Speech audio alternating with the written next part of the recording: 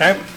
Good evening, everyone. Call this regularly scheduled meeting of Bridgewater Town Council to order. And as always, the town of Bridgewater is located in Mi'kma'ki, the unceded and ancestral territory of the Mi'kmaq people, and it is our privilege to be here. The agenda has been circulated. Can I have a motion to approve the agenda? Councillor Newell, seconded by Deputy Mayor McDonald. All those in favor? Motion is carried. Down to announcements, I do want to congratulate the Parkview female hockey team for winning the league championship at the LCLC a couple of weeks ago.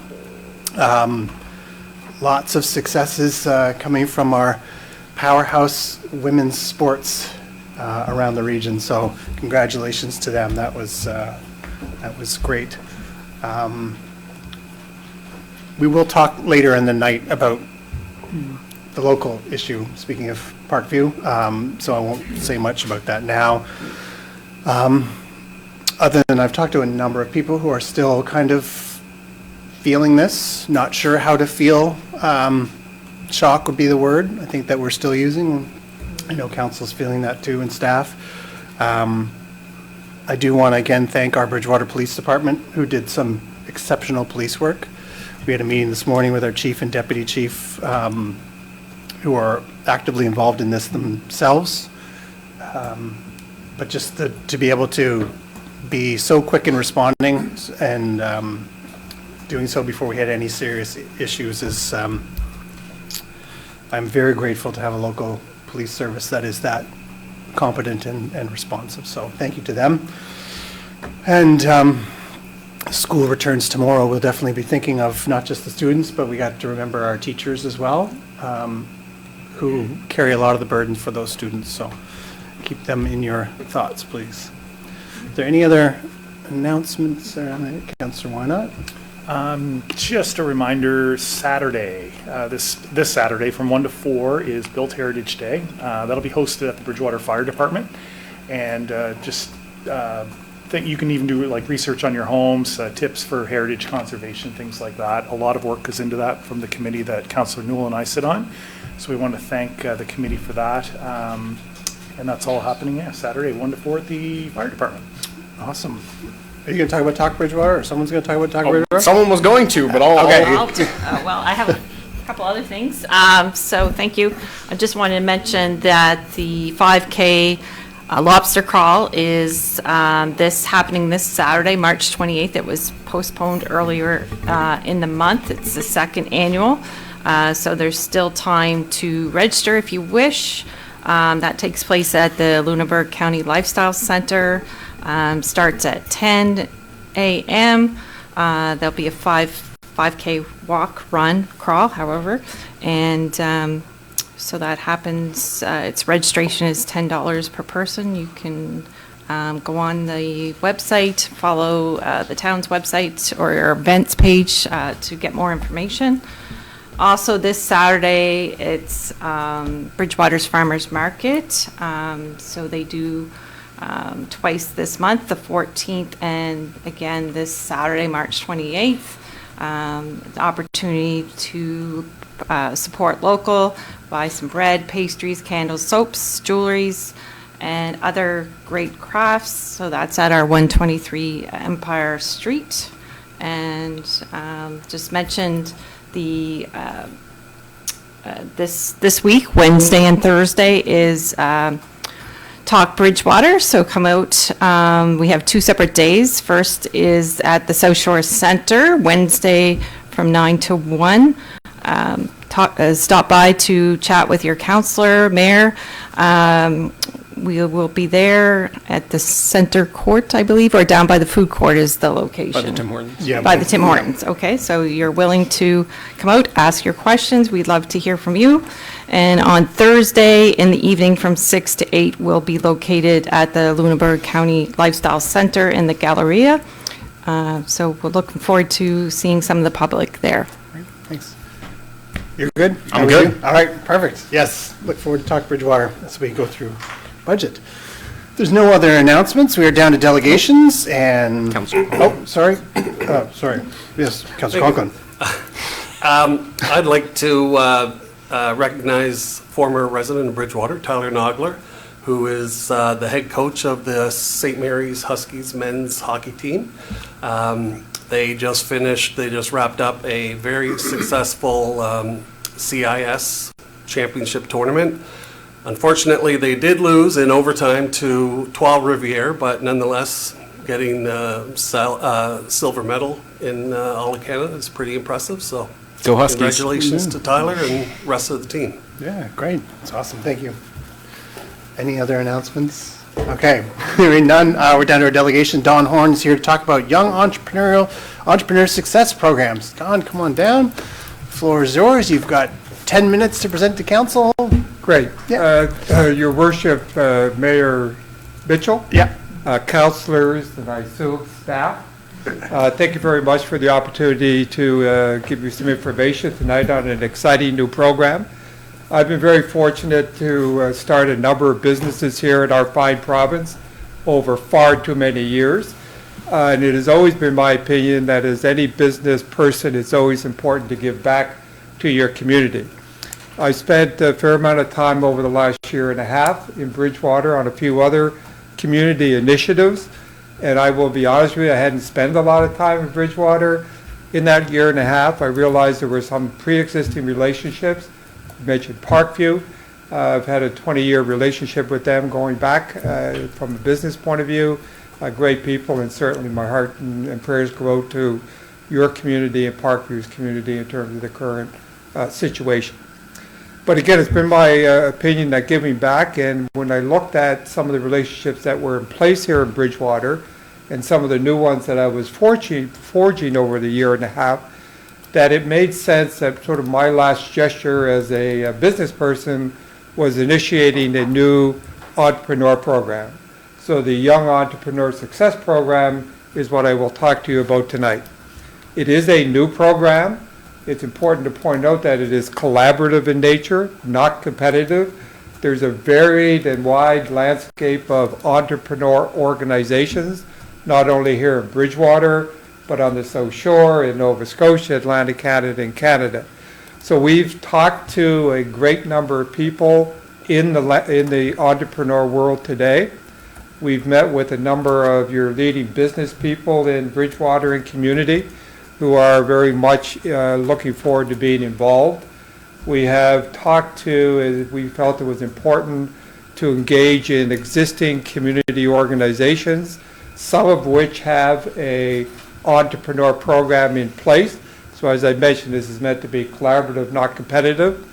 And we felt that it was important to join one or two organizations as opposed to an outsider coming in and even suggesting for a moment that we would know your community as well as the people that live and work in your community each and every day. So Parkview is very excited about being involved in the initiative. We've had great relationships with the YMCA. And they would be the two primary community organizations that we see as being vitally important to this initiative. We are at a point where maybe there's not as many conversations taking place as there has been in the last 8 or 10 months, but I've talked to a great deal of people, everybody all very friendly. But we now see the last stage before launch over the next few months is putting the structure together in terms of how it will operate and what is in fact the necessary fiber of the program. We have talked to your federal counterparts, we've talked to your provincial counterparts, your municipal counterparts at MODL, and we saved the best to last, the town of Bridgewater. So it's a pleasure to be here. I've been asked from time to time what would success of this organization be measured by. We all know that we're living in a more different world today than in the past. We know that in our country, economically and socially, there are challenges. We know as a province, clearly, there are challenges that all need to be dealt with at the municipal level. You're not, you have the same challenges. So if I was to answer that question that I just asked, 5 years down the road, I would say that our economy in our province and in our region on the South Shore is vibrant and successful.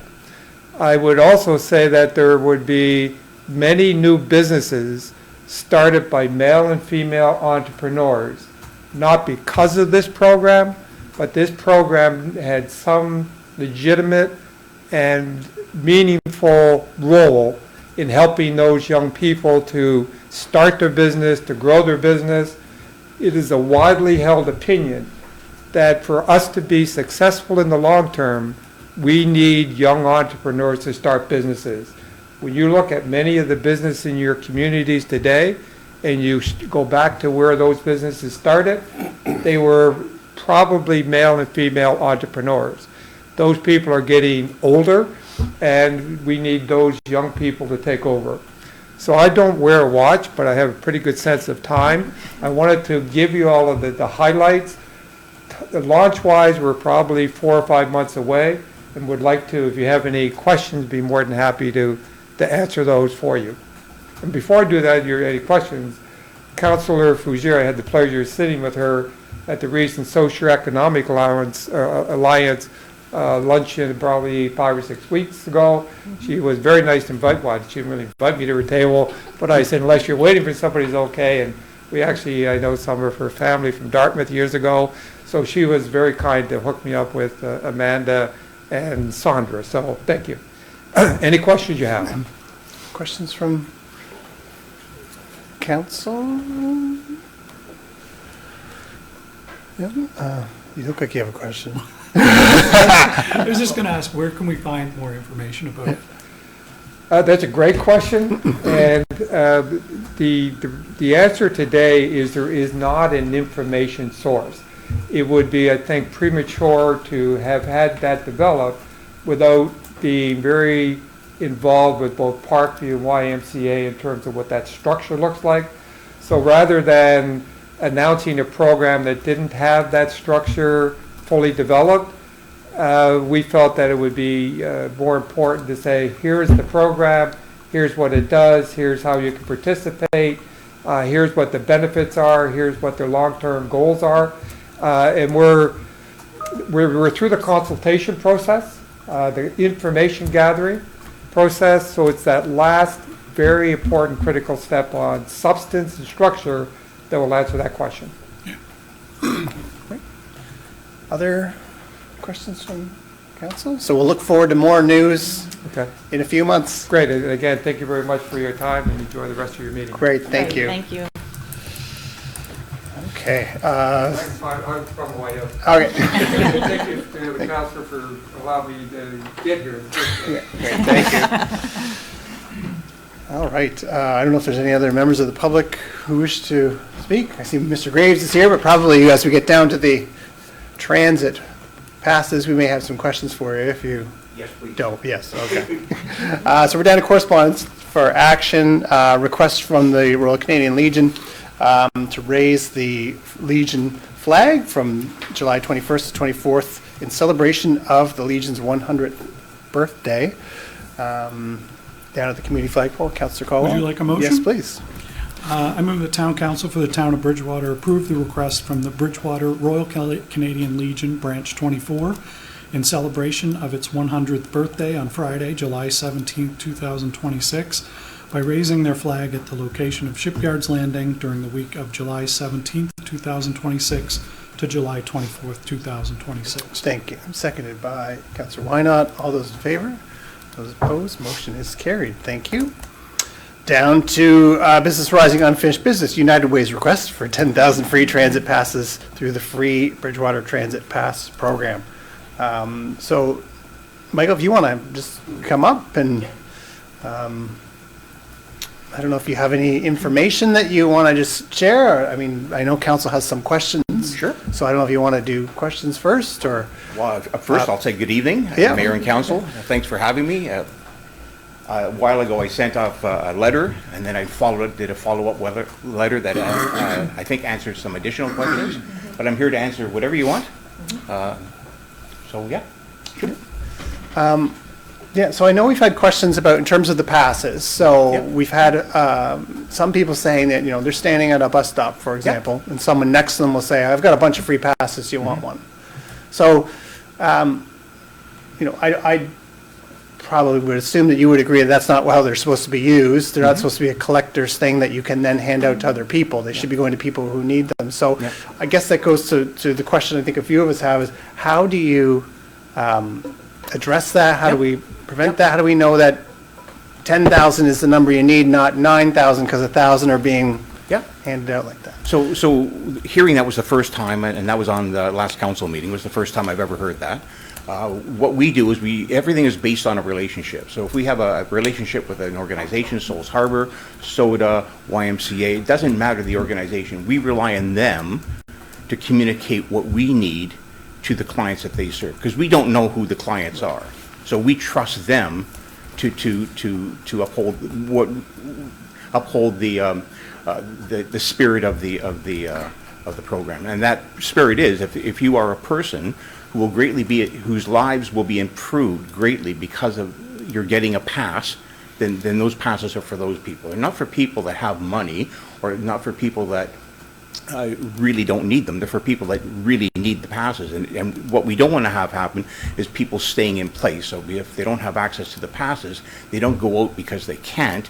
They stay home. We don't want that. We want them moving about the community, interacting with people, and interacting with services and other things. Questions around that? So if we heard, though, if someone was doing that, we would certainly question the organization, try to figure out who that individual was, Yeah. and then tell the organization. It's much like a couple of years ago, everybody was concerned about the low usage rates, and we were told by council that you want higher redemption rates, and we want higher redemption rates as well. So what we do now is we tell people what the redemption rate is, and if it's low, we say you may think that you're doing a good job handing out passes, and you are, but nobody's using them. So you have to change the message that you're using to the people that you're giving the passes to. Yeah, so it then begs the question, are people trying to get higher redemption rates by giving passes to people who don't need passes? So, and I get that United Way is just the portal, the conduit to get the passes to the organization. But I don't, honestly, Mayor, I don't think there's many people doing that, and sure, it happens, much like our Coats for Kids. Yeah, there are people in there that are taking coats that don't need to take coats, and there are people in there taking coats and probably reselling them. And there's a group of people, about 10% of the population, whether they're doctors, lawyers, or people that are low income, are taking things. They'll take whatever they can get. But we as an organization at United Way, we don't work for that 10%. We work for the 90%, the people that really, really need the support, and that's what we're there for. Just questions around the council table, Deputy Mayor? This is more for staff. When we give away something like bus passes, how is that reflected financially? Is there like there must be a liability somewhere or something? No, I don't think so. Go ahead. We get monthly reports from the United Way, and we record them according on our ridership data, and that's all Yeah. engineering does. They're not recorded as having a value in the sense that we show it as an expense and a loss of revenue, that type of thing. Simply, staff have reported in the past on that when council has asked what's the financial implications of providing the passes for free. And a lot of the time we find that the riders may not have necessarily taken the bus if the passes weren't available to them. So it's not as simple as saying one ticket equates to $2 of lost revenue, because it may not have been revenue at all. Right. Yeah. Okay. The majority of people, if they didn't have access to the passes, wouldn't ride the bus. They just wouldn't ride the bus. So it's not really lost income. Sure, there may be a few, but it's not certainly, 9 or 10,000 passes worth. Right. Okay. And the redemption rates were like 90-something%? Yeah, they're high. Yeah. Which is good, which is what we wanted, and which is what you wanted as well, right? You also asked the question, how do you determine how many passes we ask for every year? And if you remember, when we started this a number of years ago, I think back in 2018, we originally asked for 2,000 passes. But as the economy changed and people, more people found out about the program, and there was more agencies coming in, because Souls Harbor wasn't around at that time, SODA wasn't around at that time, YMCA didn't have a robust youth department, we kept on we kept on asking for more passes because we needed more passes. And I think it was about 3 years ago, we went from 6,000 to 10,000. And the idea was just to stop asking council every year and give us a buffer, right? So I think right now we're about 8,000 passes, maybe slightly over this year. So we still have enough. So if it increases, and it did 20% over last year, we still have a buffer that should carry us into next year as well. Now, I certainly don't mind coming to council and asking for more passes, and I have no problem answering any questions, so, you know.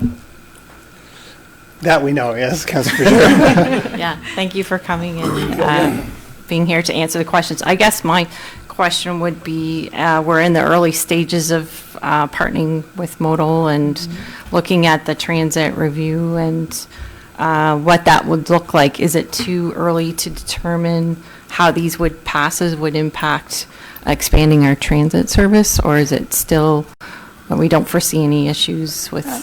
Based on the conversations had today, I don't anticipate any Okay. implications. Bridgewater, the town, would still remain the transit operator, and decisions about fares would still remain Okay. with us as the operator. At this point, there is a longer-term operating agreement that would have to be negotiated, but again, based on discussions to date, there wouldn't be an impact. Okay. And are these stamped with an expiry on the back, Michael? Yeah. On the back, yeah. And that's done by the town, Okay. by Jim and his team. Okay, great. Thank you. I'm assuming it's mostly the same people getting the passes, multiple times. Yeah. Is there a better way to do it? I'm just wondering, instead of 10,000 passes, is it better to have some kind of pass that person has that pass and they use that for the year to, just, I'm just trying to think, I'm going back to then nobody would be just handing out passes on their own to other people, but we might be a bit better way for us to track those who are getting free passes just because, free passes versus those who really need it to access transit to get out. Well, I think we're accessing the right groups, through senior safety, through the other organizations I mentioned, Harbor House. Like we are targeting the right groups. There may be people that are not getting them that would deserve to have them, but they don't want to work with the organizations or the partner organizations. There's nothing we can do about that. If you decide to change the system, we'll work with you. Our goal is to ensure that low-income people and people that are marginalized have access to transportation. That's what we want. So if that was the change, and the town went in a different direction, we would certainly be critical of that, because I think you want what we want. We want people moving around this beautiful town. That's what we want. We want them in our parks, we want them in our stores, and we want them at the LCLC, and we want them at the mall or any other place that, if all it requires is for them to stay warm because their apartment is too cold, right? That's what we want. And I know that's what you guys want, right? Yeah, just trying to always think of the best practice for how to do this. I don't know how other communities, how they do it in Yarmouth or how they do it in Kings or. Well, I don't think anybody does it like we do here, and I think it's unique, and I think other people should be doing what we're doing here. I think what we've done and what you've done as a council is good for the community. And it's showing that you respect the needs of lower income and marginalized people. That's, as far as I'm concerned. And that's a good thing, right? Yarmouth could easily do it. Like the bus, not that I've been on the Yarmouth bus in a long time, I did take it. But I'm sure they're only 30, 40, 50% full. Well, there's other people that can get on that bus that just would never get on the bus. They would never go to a friend to have coffee because, well, they can barely afford the coffee, but they couldn't afford the $2 and the $4 trip. Yeah. No, I think, council's been pretty clear that this is what we want, or we would have said no to the pass. Well, exactly, So, yeah. I don't know if anyone has any other questions. Just want to make sure before we. Well, just first, if I may, on behalf of, the United Way and all the people that we serve, just thank you.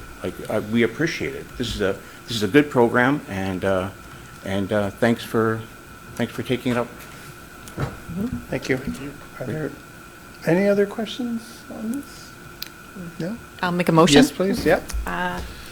I move that Town Council for the Town of Bridgewater approve the provision of 10,000 free passes to the Lunenburg County United Way's free transit program for the fiscal year 2026-2027. Thank you. Seconded by Councillor Newell. Further discussion? Hearing none. All those in favor? Those opposed? Motion is carried. Thank you. Thank you. Have a great evening.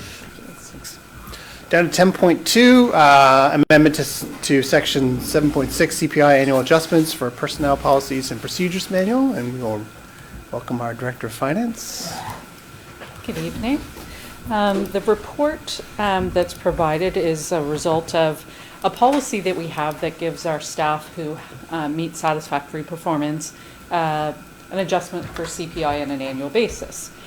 Historically, that is February to February, and we don't know that information. So for this year, for example, it came out last Monday, March 16th. So when we're doing budgeting in December, January, and so on, we actually don't know what the CPI factor we need to use in budgeting actually is until March 16th. So staff are proposing that we change the date to December, so that would be the CPI at the end of December each year, which we would know by the middle of January, which is much better information that we have on a timely basis when we're doing the budget, because right now, for example, we budgeted CPI at 2% because we didn't know where it would come in, and so then we're always either risking being a little under or a little over when we do that. And as stated in the report, the last 2 years, the last month, CPI changed by 0.5% and 1.3% last year, in the last month. So we do have to leave ourselves a pretty good buffer there because anything can happen in those last couple of months after we've started the budgeting process. So when I started this report to council, CPI was trending just pretty steady along and was at 1 point. If we switch the policy and make it as of December 2025, so we would go February 2025 to December 2025, CPI was 1.4%, which was very reasonable. And so we weren't seeing any indication that it would take a big jump. However, unfortunately, February CPI going February to February is now 1.7%. So if we do make the policy change, staff would be at 1.4% instead of the current February to February policy of 1.7%. I have quantified that just so it gives council an understanding. So someone with a salary of $50,000 on a biweekly pay, it's $5.78 gross, less deductions, that they would be receiving less if we went with the new policy starting to end on, starting with the December CPI date. So there is a slight impact, or depending on the salary level, there is an impact to staff. It doesn't affect any of our unionized groups. It's the non-union staff that are affected as the collective agreements determine what increases unionized staff get already. So there are a fair number of people impacted, but not the entire group of employees. That's the impact. From a budgeting perspective, it's imperative we look at our neighbors, Modal, the Municipal Joint Services Board, others we work with. They all use December as their date when they're budgeting. So in cases where we're billing each other for services back and forth, they already know what the salary amounts are going to be when we're doing the budget. And we're like, yeah, we're not going to know till the middle of March what number that's going to be. So it does provide us with a number of hiccups. The other disadvantage with going with the December date is obviously we would still go with an adjustment date of April 1 for staff, the start of the fiscal year. So anything that happens kind of after December, but before April 1, they're not, if CPI were to take those big jumps, staff won't get that until the following fiscal year. So they're, just that January, February adjustments keeps them pretty close up to date to the April 1 adjustment date. But it's rare in organizations to be that close and to have, it have such an impact on budget precision, as it were. So we would like, from a policy perspective, from a budget perspective, to make the change, but we do understand there are some negative impacts in the short term. Obviously, CPI is an annual adjustment. It always catches up with itself as we use the CPI factor itself to do the percentage change. Right. Questions for the Director of Finance? Nope. This has been communicated to staff. This is the roadmap where. There was a Memo? message that went out Okay. to staff to advise them. Okay. All right. Councilor Colley, yes, please. I move the town council for the town of Bridgewater approve the change in the personnel policy and procedures manual, section 7.6, salary increases annual, to use consumer price index adjustment date as of December of each year instead of February. Thank you. Seconded by Deputy Mayor McDonald. Further discussion? Hearing none. All those in favor? Those opposed? Motion is carried. Thank you. Down to new business. 11.1, we have the building permit report for the month of February. So it's always interesting to look at the charts, like compare it to the previous year, and basically it was like last year there was a giant anomaly of whatever large project that was. Anyway, still busy. Staff are still busy, so. Down to 11.2, notice amendment to facade improvement program. So this is just a notice that at the next meeting, council will consider amendments to the facade improvement program. So staff weren't intending to give a presentation tonight because you'll receive that and debate the merits of the proposed amendments at the next meeting. Okay.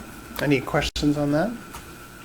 Can I have someone make the motion, please? Councillor Newell, thank you. I move that town council of the town of Bridgewater give notice pursuant to section 48 of the Municipal Government Act that at the April 13th, 2026 regular meeting, council will consider amendments to policy 96, Bridgewater facade improvement policy with respect to changes as outlined in appendix A of document number 26-039. Thank you. Seconded by Councillor Vergier. Further discussion on that? It is just notice. We'll be talking about this in a few weeks. All those in favor? Those opposed? Motion is carried. Thank you. 11.3, recommended appointments to the Arts, Culture, and Museum Advisory Committee. So I don't know if someone is prepared to make that recommendation. Councillor Caldwell, it's your committee. I move that town council for the town of Bridgewater appoint James Jantz as a resident committee member of the Arts, Culture, and Museums Advisory Committee for a 3-year term effective immediately and ending March 31st, 2029. Thank you. Seconded by Councillor Newell. Further discussion on that. All those in favor? Those opposed? Motion is carried. Thank you to James for stepping up and volunteering. 11.4, we have a letter and statement on arts and culture funding cuts from the committee. So the statement letter, I think first on the agenda might be the budget cuts. Oh, yeah, Yeah. the museum funding request? Yes, so this is, there's a recommendation from the committee that the town council make up the funding gap. So remember when we were having some budget discussions, we discussed that with some of the provincial funding cuts. Some museums received a reduction of 20% in their funding. So that resulted in the Des Brisets, a museum receiving a reduction in funding. I think it was approximately $20,000 or 14 or something, wasn't it? 14,000, yeah. That we received a cut for 20%, thank you. And so they're asking that town council consider looking at bridging that gap. I can say that when we did do our budgeting and prepping our, looking at our revenue amounts, staff had a previous amount in there, so our budget was actually prepared at the amount that we're actually receiving as opposed to the amount that the grant would have been if they hadn't done the cuts. So we didn't have to go back and find cuts, but one of the things that council did do was or discuss what's obviously dependent upon budget approval. But when we were looking at our strategic priorities, we discussed positions required to support functions of the town. And one of them discussed was the collections coordinator, half-time position.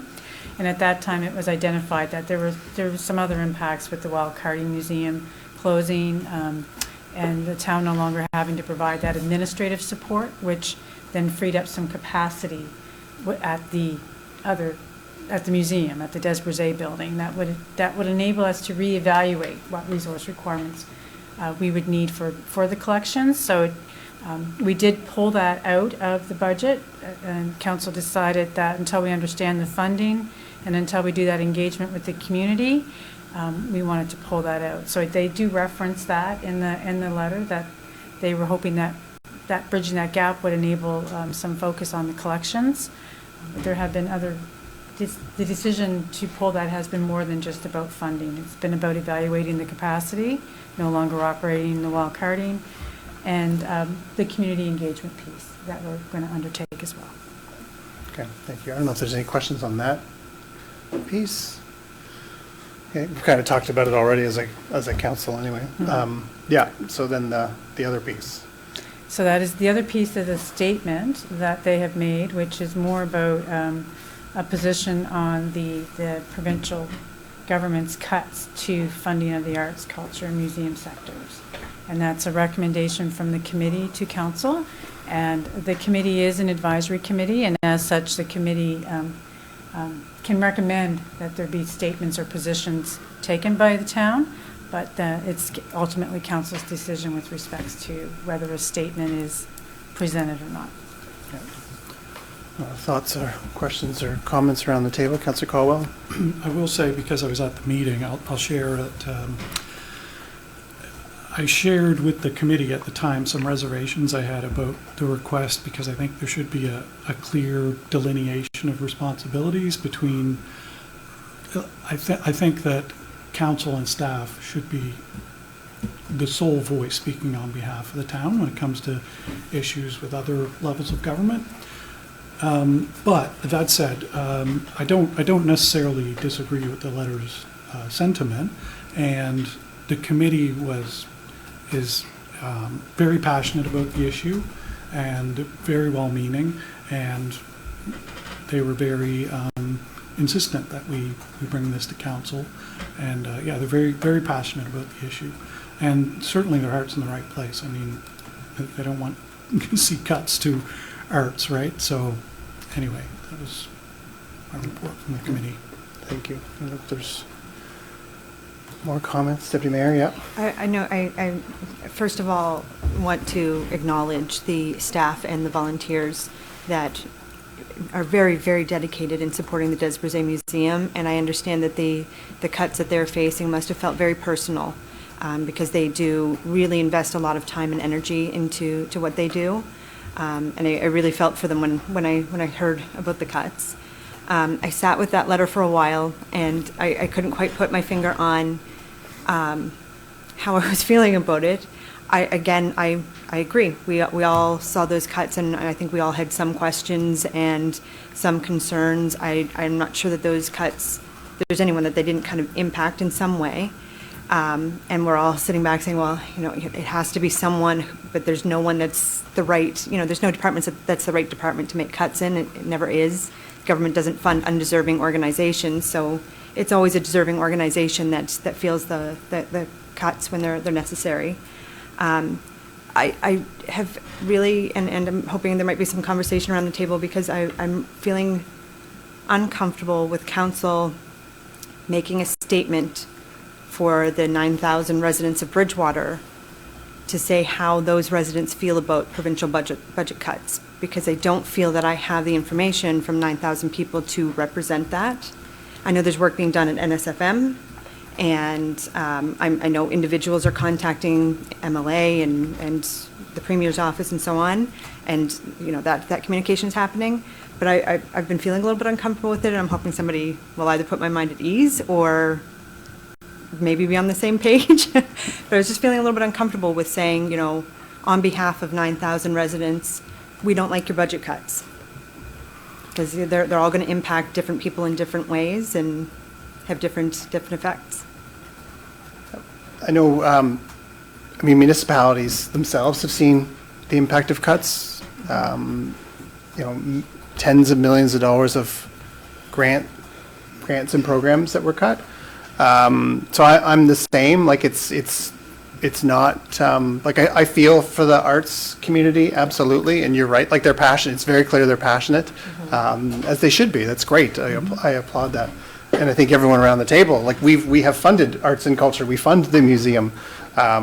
We did just build a performing arts venue in the old arena. Like, we do support arts and culture.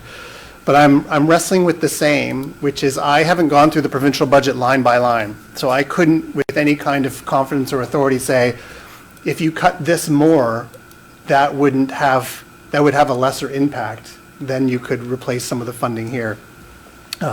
Because we're dealing with our own budget, and we are going to have to make very tough decisions around this table. Something is, we just talked about, cutting the part-time collections person at the museum. Like, ideally, we'd have lots of money and we'd be able to do all the things, but there's not money for all the things. We don't have all the money. I will say that the NSFM has asked that the Minister Ritzy, who's the minister responsible for arts and culture, meet with NSFM members, and so for the public's benefit, members are every municipality in the province. So when I say meet with members, so to me, that is probably the best form of engagement we could have to communicate our position, articulate the passion of our committee, is through that one-on-one or that direct meeting, rather, not one-on-one, but 49 and 1 meeting with the minister himself.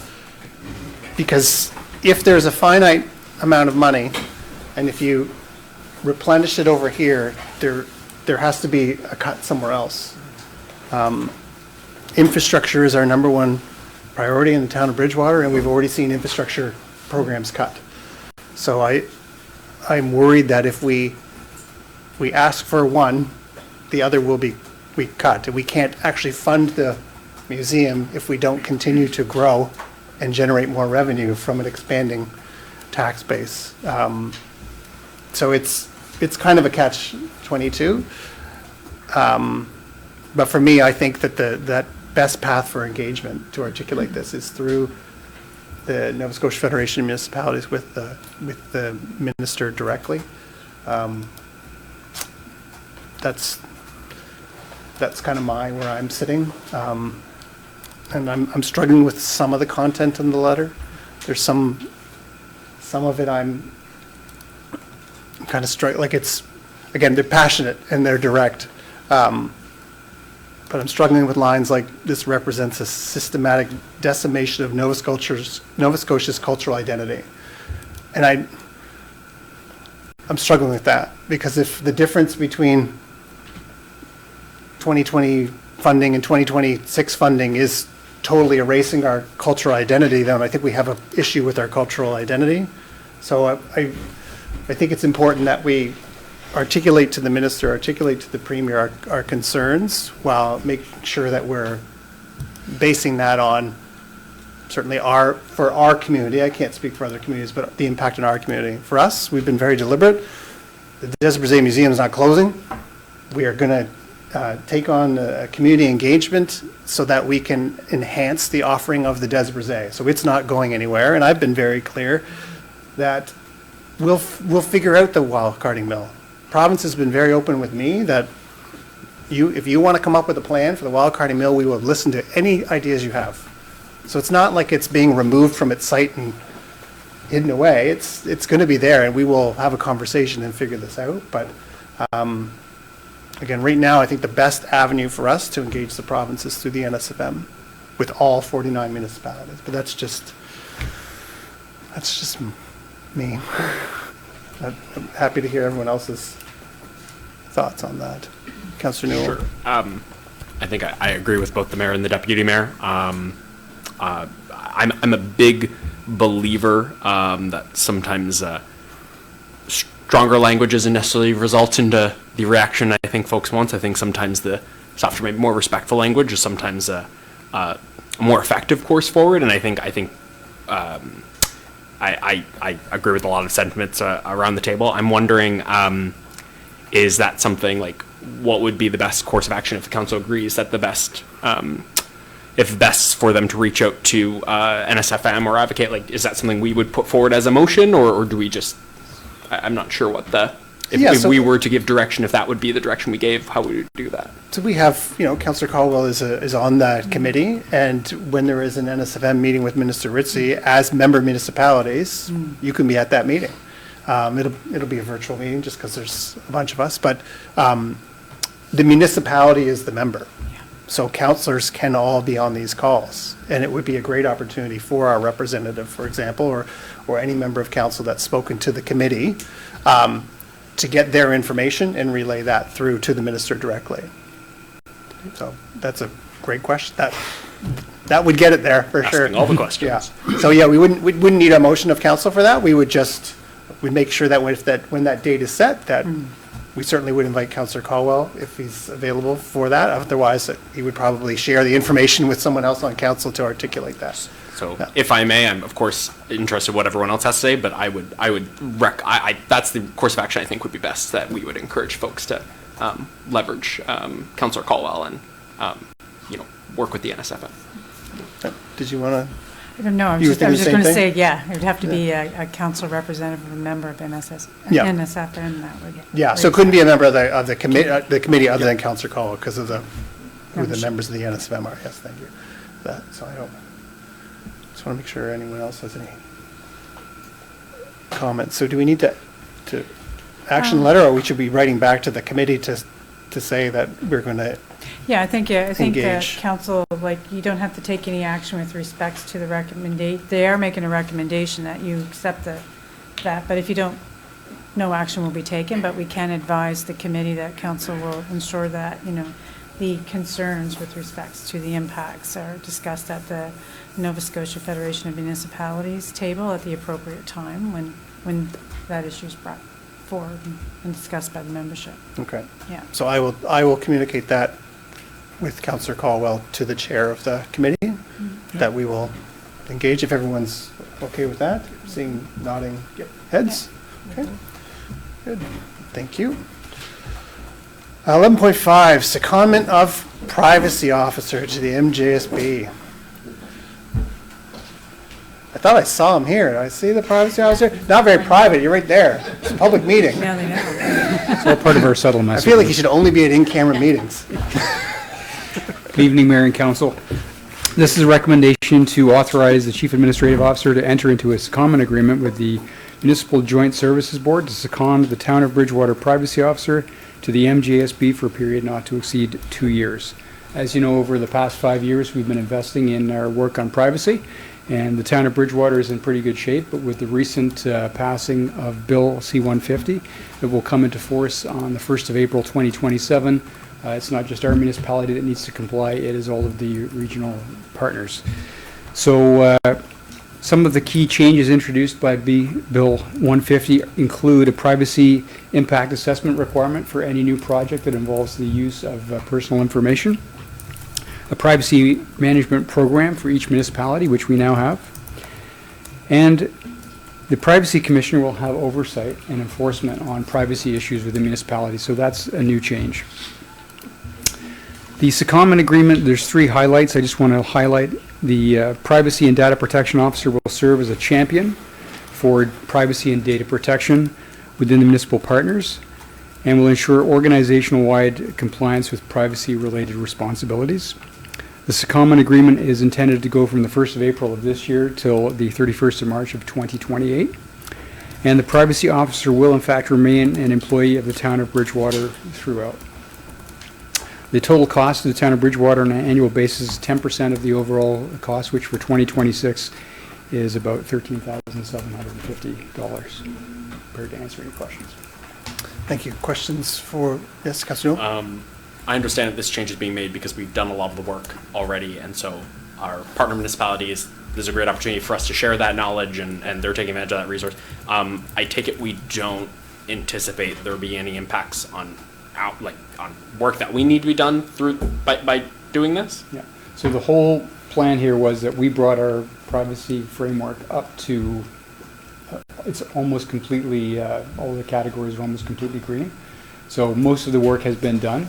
So we still have 10% usage of the privacy officer for the next 2 years, so I'm pretty confident that we can get to where we need to be on an ongoing basis. So yeah, I think we're in good shape. Yeah, I'm not concerned. Other questions? Can someone will do, is anyone prepared to make a motion? Councilor Fajir, thank you. Yes. I move that Town Council for the Town of Bridgewater authorize the Chief Administrative Officer to enter into a secondment agreement with the Municipal Joint Service Board to second the Town of Bridgewater Privacy Officer to the Municipal Joint Service Board for a period of not to exceed 2 years. Thank you. Seconded by Councilor Newell. Further discussion? Hearing none. All those in favor? Those opposed? Motion is carried. 11.6 are the March 2nd discussion session notes in there, and this is a good time to remind the public that everything that we have in our document package is available on the town's website. If you go to that and down under council and agendas, you'll see them, and Amanda has made it nice and easy, so you don't have to go through 400 pages. You can click the link of the item that you want, and it will take you to it. You're all laughing, but people used to have to do that, scroll through hundreds of pages. So thank you for that. And so those are all there. 11.7, RFP 2511, design build of Generations Active Park. Yes. So giving you, good evening, Council and Mayor. Giving you an update on the RFP for the Generations Active Park. It closed on February 4th. We received 2 compliant bids that were within budget. The proposer from the company Ridgemark Construction and Design scored the highest. It best met the needs outlined in the RFP. The submitted package aligns with the scope, provides a strong foundation for final design, but before we get there, if awarded, Ridgemark will be preparing a technical memo on the flow-through system and the recirculation system for the splash pad. Once I receive that, I'll be coming back to council to get direction from you guys. And with the RFP, we've structured it in a way that there are several off-ramps if council wants to change or remove parts of the project as we go. There'll also be a stakeholder session to gather input, members of council and the community, and later on a public presentation as the concept plan takes shape.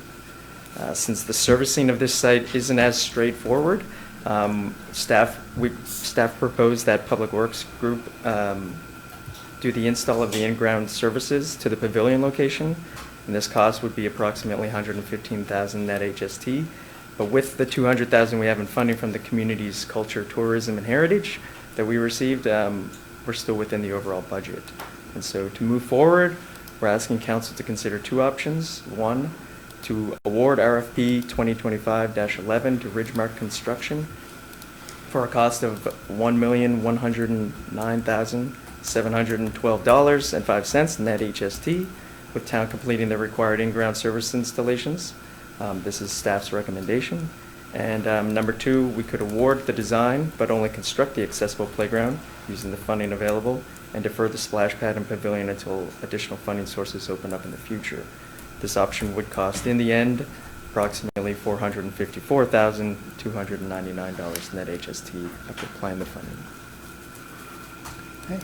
Any questions for Jonathan? Councilor Caldwell. What is I'm not sure who would be best to answer this question, but what is the likelihood of us receiving additional funding in the future for the splash pad? Since that's an option, is this? Yeah, tough to answer. So I would wager unlikely. Yeah, we're receiving funding right now. I think it's in the amount of 200,000 from for CCTH. for the accessible playground. And that's for the portion. accessible playground, yes. So if there were funding available, we could try, but it would be in a subsequent year, and they often don't like the project to have commenced. So That's right, yes. as long as we haven't started the construction piece, and we may, but again, a funding program has to be available for that to happen. And I do understand that there were some reductions in some of the funding and the streams that we would normally go to for something like that. That was my first thought was, we just talked about budget cuts at the provincial level, so I would imagine that some of those pools have dried up. I think No pun intended, yeah. You see where I went there? I see Mark in the back going, yeah, that's good, that's a good The other important part of this is that there is an off-ramp built into this. Where, Absolutely, yeah. The way the RFP was structured, council has the Yeah. authority, giving your direction and budget, that we can change, modify, cut components of this. yeah. Yeah. Yeah. So if there's an estimate on construction that comes in at a level that council's not comfortable with, say, the splash pad based on the requirements for addressing wastewater or whatever it may be. Do we have an off-ramp You for have that? an off-ramp. Absolutely, yeah.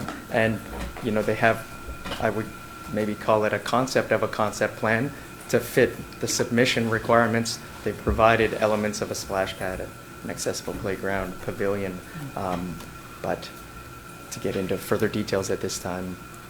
Early when, days. one or any of those components could ebb and flow, they could grow, shrink, or disappear. That's why I wanted to mention the off-ramps, but also the public consultation and the public presentation Yeah. throughout the process. I think those are key as well, to get public engagement on that. Other questions for council? Someone prepared to make a Councillor Newell? Certainly. I'll move that Town Council for the Town of Bridgewater award RFP 2025-11 to Ridgemark Construction and Design Limited in the amount of $1,109,712.05 net HST for the design and construction of an accessible playground and splash pad at Generations Active Park, and direct municipal staff to complete the design and installation of the required in-ground water and wastewater to a connection point near the pavilion at an estimated cost of $115,000 net HST. Thank you. Seconded by Deputy Mayor McDonald. Further discussion? Hearing none. All those in favor? Those opposed? Motion is carried. Thank you. Look at that. It's like budget right on time. Like budget's I'm the next item. It impressed. says budget 7 o'clock. It's 4 minutes to 7. 4 minutes. Let's take a quick break. See everyone forward. So we can dive into budget, Oh, right? Yeah. I mean, Kim's got some capital carried forward. Yeah. That'll take up to 4 minutes. There you to go. 7. Yeah. All right.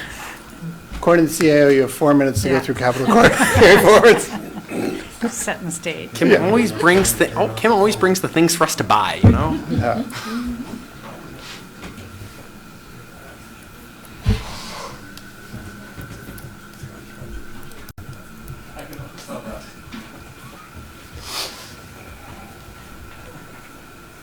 We're going to start with pre-approvals? Yeah. Okay, Yeah. Perfect.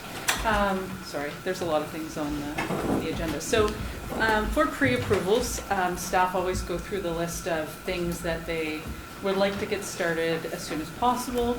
So if the budget isn't passed until April 13th or later, it could delay some projects getting started. So there's 4 projects on that list for this year, which is a little shorter than some. But the Dufferin Street project at just over $3.3 million, design is far enough along on that one. They're intending to be able to issue tenders for that and be able to get that ready potentially prior to the approval of the budget. So that one's included. The Pinecrest Subdivision Storm Sewer Project is one that's done by staff, and so that would enable them to get action on that project. And there's 2 police items, their live scan replacement, which we discussed with you in prior budget, capital budgeting, as well as police vehicle, which we experienced significant delays in getting police spec vehicles in the market. So sometimes it takes up to 12 months for the delivery of these vehicles once they're ordered. So all of those items are just, some of them are about getting tenders out, some of them are about it getting delivered within the fiscal year 26, 27. So that totals $3,702,000 of projects that staff are looking to have pre-approved tonight so that they can start getting those ones going. Councillor, why not? The police vehicle, do we already have a tender out for that, or where are we in that process, I guess, for the police vehicle? It would be after we give pre-approval. Yeah. After Yeah, we can't do it they before. can't do anything with it prior to that, although I've seen some emails going around just because it's always seeing what's out there. Yeah. We can issue a tender with no responses, but I believe there's been some investigation as to, does anyone even have one out there? available for purchase now? Or what would the potential be for them to build and deliver those vehicles? So we could be looking at 12 months anyway after, like if you. The police chief is here, he may have more information on that, but I know we've experienced significant delays in delivery. Yeah. And sometimes we happen to be fortunate and one is available somewhere in the Maritimes, but it's not always the case. Because it's not an off-the-shelf, right? Right. You getting are we getting a hybrid? Is that the, yeah, so hybrid, but police spec hybrid. Do you want to? Yeah, sure. So, so last year we ordered in March, and then we actually just got on the road the first week of February this year outfitted. So it is significant. Right now, from what I gather, is the build for the Fords is going to be the month of June only. After that, it'll be 2027. So if we don't have our order placed by June, we won't get a vehicle till 2027. Gotcha. So that's why we try to expedite the process. Gotcha. Thank you. Other questions on the pre-approval items? Councilor Newell, I would, yes. If there's no other questions, yes, please. I move that town council for the town of Bridgewater pre-approve the following capital projects as proposed in the 2026-2027 capital budget. 1 Dufferin Street Phase 2 inflow reduction / combination sewer overflows in the amount of $3,342,000. Pinecrest Subdivision Storm Sewer in the amount of $230,000. Police equipment live scan replacement in the amount of $40,000, and police vehicle in the amount of $90,000 for a total of $3,702,000. Thank you. Seconded by Deputy Mayor McDonald. Further discussion? Hearing none. All those in favor? Those opposed? Motion is carried. Carry forward items, or do you want to dive into any other parts, or we're just going to go through this? We might as well do carry forwards. Okay. We have all the people in the room, so if we put this later, then they could be gone. Yep. So for the carry forward list, this is part of the capital budget that you've seen on multiple occasions, starting in December up till now. So these items have not, this list has not changed significantly over that entire period of time, as there are projects that staff are aware that have started but are not expected to be completed by March 31st. I know it is a long list. The total amount is $38,075,257. And you can see that in the body of the report. Following the body of the report is actually a report which indicates each project and its percent committed. So it's either what we've spent or POs issued. That's under the commitment column. So you can see that they're all in varying states of being complete. So it just helps give council more of a sense of the fact that we don't have $38 million worth of projects started or not started. These are actually projects that are in progress. And so the significant ones in that would be anything related to the business park in 12A, or mostly related to the province and our agreement with them and when those are turned over and when the project's complete. At this point in time, it's March 23rd. We haven't heard from them, so we don't anticipate the full turnover of those assets, although we did get a new bill from them recently. So that one is in progress, and we anticipate in 26, 27 that whole thing will be finalized with the turnover of assets and things like that. So it ends up being on the carry forward list just because it's not quite complete. We can't put our permanent financing in place until all that is complete. So it ends up on the list. So it does skew the $38 million number quite a bit because it's significant in itself at about $17 million in the carry forward list. So in addition to that, Pump Station 3 is not quite as far along as we hoped. So that's another commitment of $7.8 million for the design and construction of that project. So because we have to have the whole project in the budget in order to be issuing RFPs, you'll see that one's carried forward, as well as the storm separation on St. Philip's. So those are 3 very big projects at varying stages, but all have commitments related to them.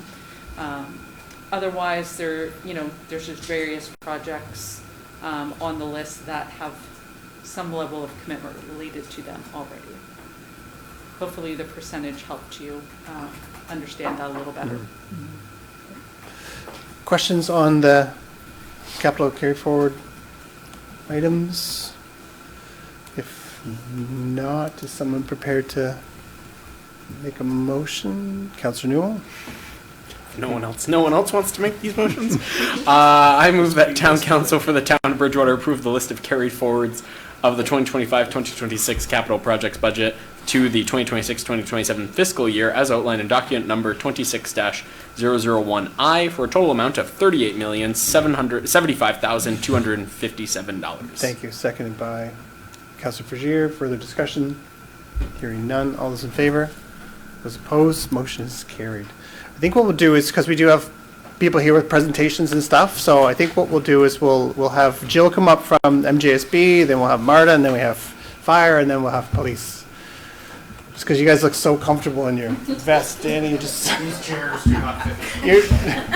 We need the chair from upstairs. So, Jill, I don't think you've not presented to our council before, so... First time. Thank you very much for having me. Yeah, Jill is new. She's the new COO for the MJSB, just like a month and a half. in. Yeah, so trial by fire with the budget, but welcome, and yeah, we turn it over to you. Thank you very much. We will use this. As long as it's on the side, sometimes the off switches. See it there? There we go. The arrows should put you back and forth. I don't know, why it's always a problem with this clicker. There we go. Well, just. That's great. Thank you so much. Okay, so just a reminder, so MJSB exists to provide shared services between various municipalities and towns to enable you to focus on your core services and retain your local decision-making. It also helps to reduce that duplication of effort and to provide a benefit of specialized expertise that you probably would find unaffordable otherwise. So priorities for MJSB for the coming year include our privacy and data protection initiative that was spoken to earlier, AI readiness, some cybersecurity and risk mitigation, procurement policy framework, vendor outreach and training to continue this year, as well as our OSH program support. We're making some changes to our HR services with a changeover of staff this year. We're going to be working on some capital and asset planning for the waste site, and we're working with the LCLC to do a review and provide recommendations, which is coming up at the 2 board meetings that'll happen on Wednesday this week. So in terms of our internal priorities, we're going to be creating some dashboards and providing some metrics to our partners on advancement of our initiatives this year. We plan to conduct a review of our salary scales again to ensure that we remain affordable to our partners. And we have some staffing to do with the loss of one of our HR specialists and our Director of Finance and Corporate Services. We have several efficiencies that we plan to implement this year, including the electronic or EFT, that's financial transfers, so that we can hopefully move away from checks. We also are implementing new scale software and automatic billing, and looking at some joint contract opportunities between the different partners. We're hoping also to spend some time modernizing our policy framework, which is somewhat dated. We've spent a lot of time, I think, well, rightfully so, focusing on our partners, but letting some of the things go that slide that we should be focusing on as an organization for ourselves. We're also looking to improve some of our information management systems to ensure continued access and proper organization of all of our files. So I'm going to skip over to the end here first. So changes to our budget for this year. The extended producer responsibility has come in as of December the 1st. So the partner municipalities no longer have to fund the curbside recycling. We operate as a receiving and transfer facility for that company, which has been actually quite lucrative for us. And we're looking to extend that agreement with that company for a longer term. This results in significant partner contributions and financial risk associated with those recycling operations.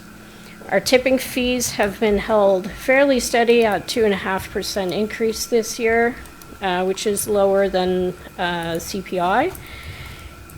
The tonnage volumes are estimated to go up about 2.6%. And for privacy data protection, we spoke of that earlier about the secondment. And our salaries budget includes the 3.1 CPI adjustment and also increases in accordance with our salary administration policy. We've only had an increase of one employee, which is due to the new secondment.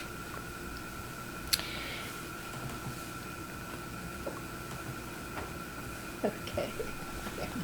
So coming back to the budget slide, you'll see this year that our cost is actually $124,000 less than last year.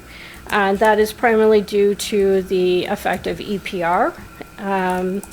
The costs of these shared services for IT, HR, procurement, and OSH are relatively consistent. And then there's a new cost for the privacy data protection. This is the overall budget with all the partners in it together. The overall partner contributions are decreasing year over year, primarily due to EPR, and the operation budgets remain consistent with the prior year. Our capital investments are limited to just key projects at the moment, and some urgency situations that have arisen over the current year, just to address those. But we want to wait until we get a true capital asset management plan in place before requesting any kind of significant capital expenditures. No material financial risks have been identified at this stage. And our proposed capital budget includes our septic lagoon, the compost facility. There's a structured panel that needs replacing.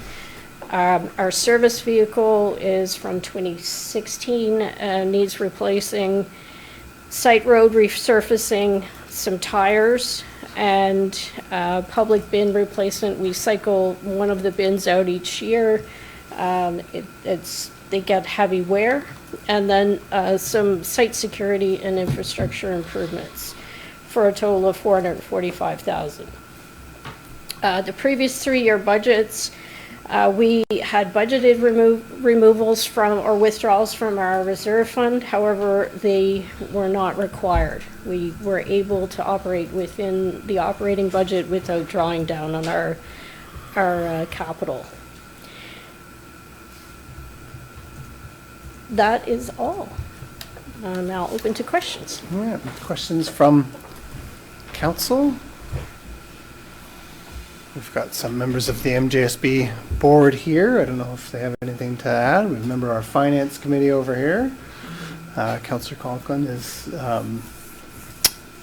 part of that with Councillor Burns and Councillor Feeney, right? So Correct. do an exceptional job of getting all of this prepared with the COO before they're brought to the board and then to the member councils. But I want to make sure if councils have any questions. Two things of note. There is only contribution here from the LCLC for the IT services this year. Until further discussions occur about the governance, there could be a change that occurs there. I'm going to let Marta cover that. The other thing that's not covered in this, Mayor Mitchell, is the potential request for relocation of our office space. So that would have to be factored in should a decision be made to enable the MGSB to relocate. No. But the board hasn't made that decision yet. so- Correct. Yeah. Councilor Conklin? Just going back to the EFT comment, so, like, we're paying the staff by check? No, those are Just direct suppliers. deposit. Okay. Yeah, it's some of the remainder of our payments are all being made by check at this time. Okay. That somebody has to sign quite frequently. Yes, I'm working on it. It is getting smaller and Carpal tunnel, all smaller. that. Yeah, it comes in a little envelope, big bag with lots of checks. Yeah. They don't tell you that when you become mayor, that you just sign checks, MGSB and LCLC and all these things, town. Anyway. Yeah. Any other questions? Is someone prepared to make a motion? I promise I'm not doing it intentionally, but I move that Town Council of the Town of Bridgewater approve the proposed 2026-2027 MJSB capital and operating budget, with the Town of Bridgewater's portion being $1,277,254 as presented in document number 26-001G _PPT. All right, thank you. Seconded by Councilor Vergier. Further discussion? Hearing none. All those in favor? Those opposed? Motion is carried. And Marta's here, so we'll invite Marta up next for the presentation on the LCLC.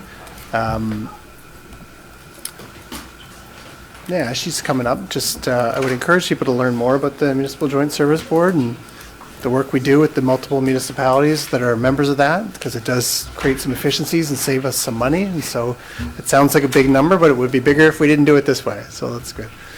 My number's not nearly as big. Welcome, Marta. Hi, thank you for having me. I have to do this, don't I? Yeah, I think it's the other way around. There you go. Where do I point it? I don't, At the TV. at the TV, I guess. Big I don't screen. know. Okay. Yeah, perfect. Okay.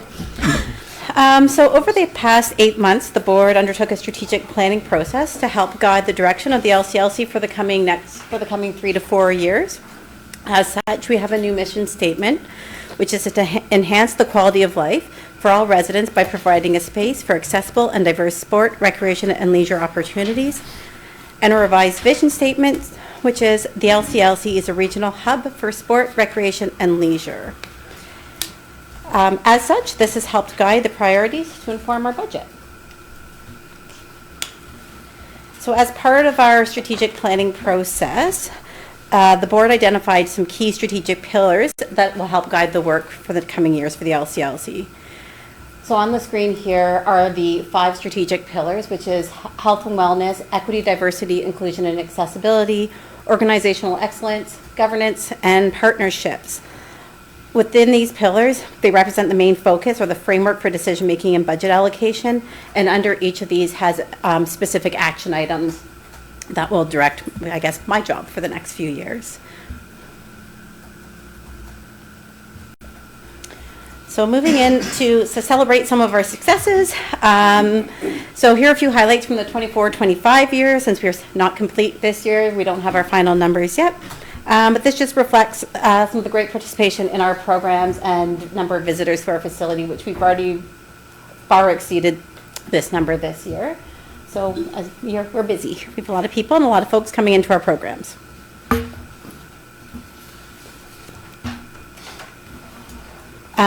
And then facility improvements. So flipping to the current fiscal year, here are some noteworthy projects we completed among others. So we were finally able to complete the installation of new EV chargers, or the phase 3 chargers. We enhanced our seating in the Galleria and our meeting spaces. We also were able to repaint the interior of all of our meeting rooms, which are in desperate need of those as well.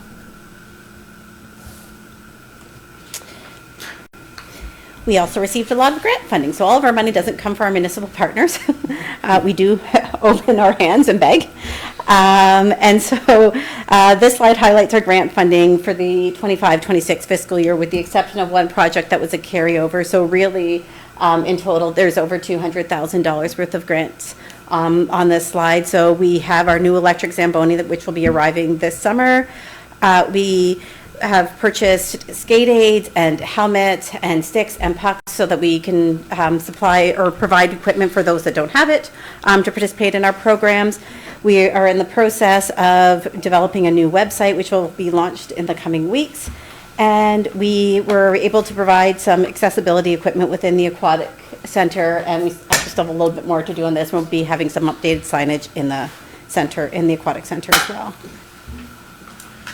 So moving forward into this year, so this slide is showing our actuals from 24-25, this year's budget, as well as what we're hoping for in the 26-27 budget. So a little bit of a comparison.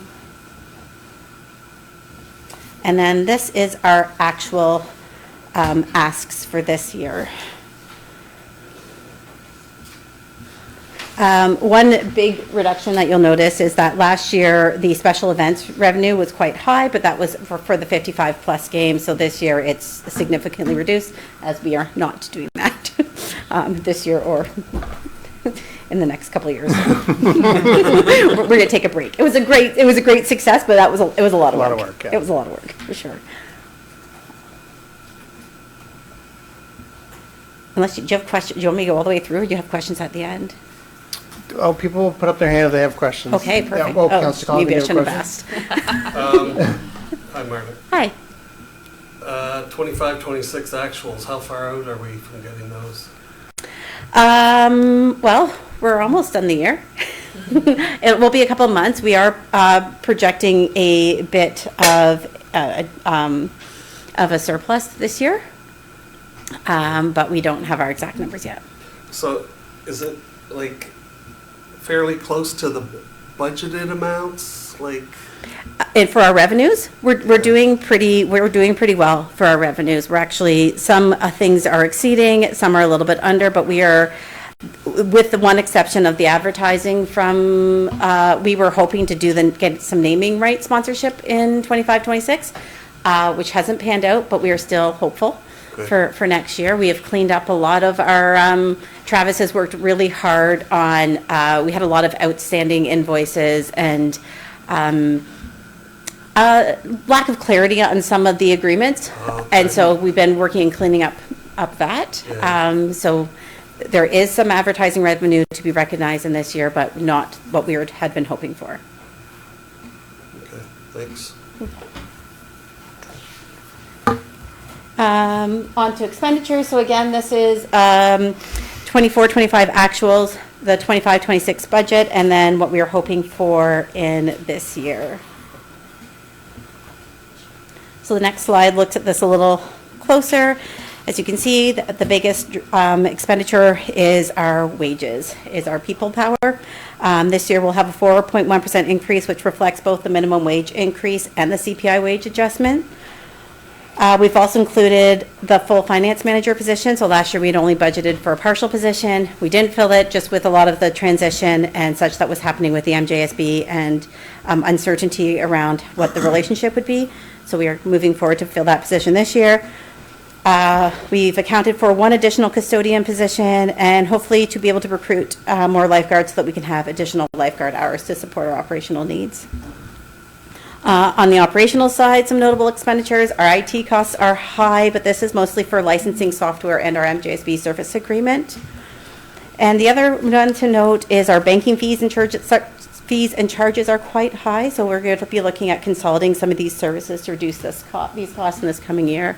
I did a lot of time digging into, we pay a lot of different people a lot of money and fees so that you can use your debit card on the vending machines and then through the Connect to Rec app and at our front desk. So we have a lot of different, we pay a lot of different people to be managing money within the facility, and we want to look at opportunities to consolidate that into one to reduce our costs. Any other questions on expenditure? Yep. Yeah. Yep, go ahead.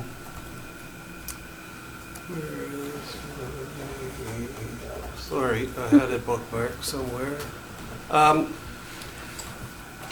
Yeah, so I had a question there on the bank fees, but you clarified that. I didn't realize that that is just so outrageous. It's funny that a bank actually charges money for fees. The concession stand or the cafe, no, I guess the canteen portion. Yeah. And I understand that you're kind of going through a new type of policy, operating policy for the canteen. How far underwater is the operation of the canteen for 25, 26? We're not. So in 24, 25, we made a small profit, if we could call it that. And we're doing a bit better this year. We've done a lot to reduce our costs in the canteen or in the concession. We are a bit more, I guess, reserved with when we offer it. Like we've only really been operating during the Junior B games, or have been doing some Saturday mornings if we have staff available, with Fancy Pants not being open on the weekends. Yeah. So if we have staff to run and sell coffee, we'll do that. But we were only doing it for if it's profitable for us, because it is a lot of work. It is a big expense. Yeah. Okay. And I'm sure that you've looked at other avenues, but I mean, like, just as a user myself, I think that if you had like a broader range of type of vending machines, you know, where you can basically get almost anything. Yeah. So we only stock the drink vending machines. The other ones are privately owned, which that contract is up. And so we've been talking with the potential new owner of that business to what that might look like for the LCLC. But yeah, and we've also greatly reduced our offerings in the concession to be more, fewer options. You thinking of one of those pizza vending machines? Well, that kind of came to mind, but how about those cake vending Cake box, machines? yeah, the cake boss one. Do that. Yeah. You know me, I'll wherever there's cake, I'll You go. like the red velvet? Profit right there. That's it, that's right. All right, any other questions on expenditures? Yeah. Just the Aquatic Center tile repair is a major project. Just wondering. Jumping ahead. Sorry. That's okay, that's the next slide. Yeah, I'm sorry. Yes, so last year we intentionally kept the capital budget small because we knew that this was coming up. It is a really big project. We do have some preliminary numbers but yes, our Aquatic Center tile is in desperate need of, it looks like in some areas a full replacement and in others just a repair, so that we're hoping to do that this summer. But there's not been ongoing maintenance on the tile. It's never been regrouted, and because of that, we are kind of where we are.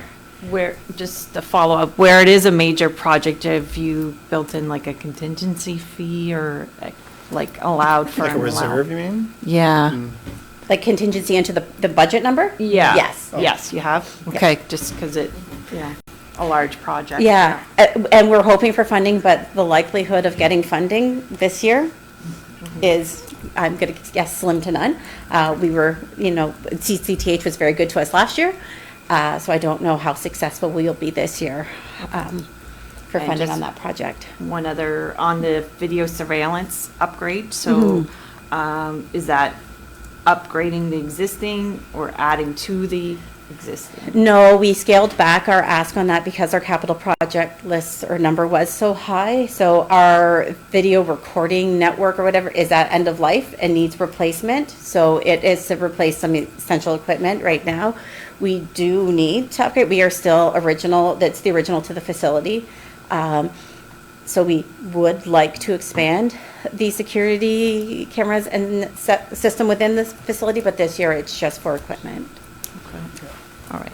Did we cut that in half? Did we cut that in half? Yeah, I think we reduced 50,000 out of that, but we more than cut it in half. Oh, yeah, that's right, it was 75,000. It was 75, yeah. Okay, so we cut thank that you. down. Any other questions on the capital Deputy Mayor? projects? What we see in the budget is without grants. right? So the first column is the total without grants. I already know, when I had originally presented this to the board, so for that second line item, which is the AHU 7, I was going to go for a grant, but that grant was cut. So we will not be able to get the $8,000 for the rink, or the small capital repair grant or whatever that was. So the first column in there is without. So when we go to the municipal ask slide, which is the next one, it is without the grants, so that if we do get grants. And we do have some reconciliation still. The 24-25 capital and the 26-27 capital have not been, obviously this year's not been reconciled, but the previous year, when I came on, those projects hadn't been done, so that was all carried forward. So we need to close off that year. And there will be some surplus out of that, because we were so graciously provided the EV chargers from Nova Scotia Power, so we didn't have any expenditure on there, and there's a few other projects that we're under on that year, so there'll be, ultimately, it won't be as much money, but we don't have those numbers, so that's why we're coming in at this price right now. Councillor Newell. Marta, I assume the 12,500 on the TOB side and the without grants 45,500. I assume those extra 500s are typos. Those extra 500. Sorry, like where it says IT equipment, it says 12,000 for modal, 12,500 for us, and then the total looks correct. And then without grants, it says 45,500 or 455,500 for modal, and then 455,000 for us. So I just assume that's. Sure. On what a page typo. are you? On the one that's on the screen. Yeah, capital. Yeah. On the capital IT equipment. Oh, yeah. I just think it's a $500. I just Yeah. wanted to flag that. That's all. Thank you. Yeah, so you're right. They should be both. Yeah, because should the be total equal. is correct. Yeah. The total is a correct total, so everyone gets the Okay. right total. Yep, It's just sorry. a few extra 500s. It's all good. Yeah, we just like to charge you more. No. Yeah. Yeah. Any other? So I guess then. Yeah, go ahead. Marta, in terms of the roof, I know the roof was an issue in the past where it was thought that maybe there would be a significant investment required to address some leaks. Is there any money built into the operating? Or I don't see it in the capital, so is it in the operating? So it's leaking again, but we still had money left from that. We've been spending the money in the capital where Flynn is just coming. We don't need a replacement.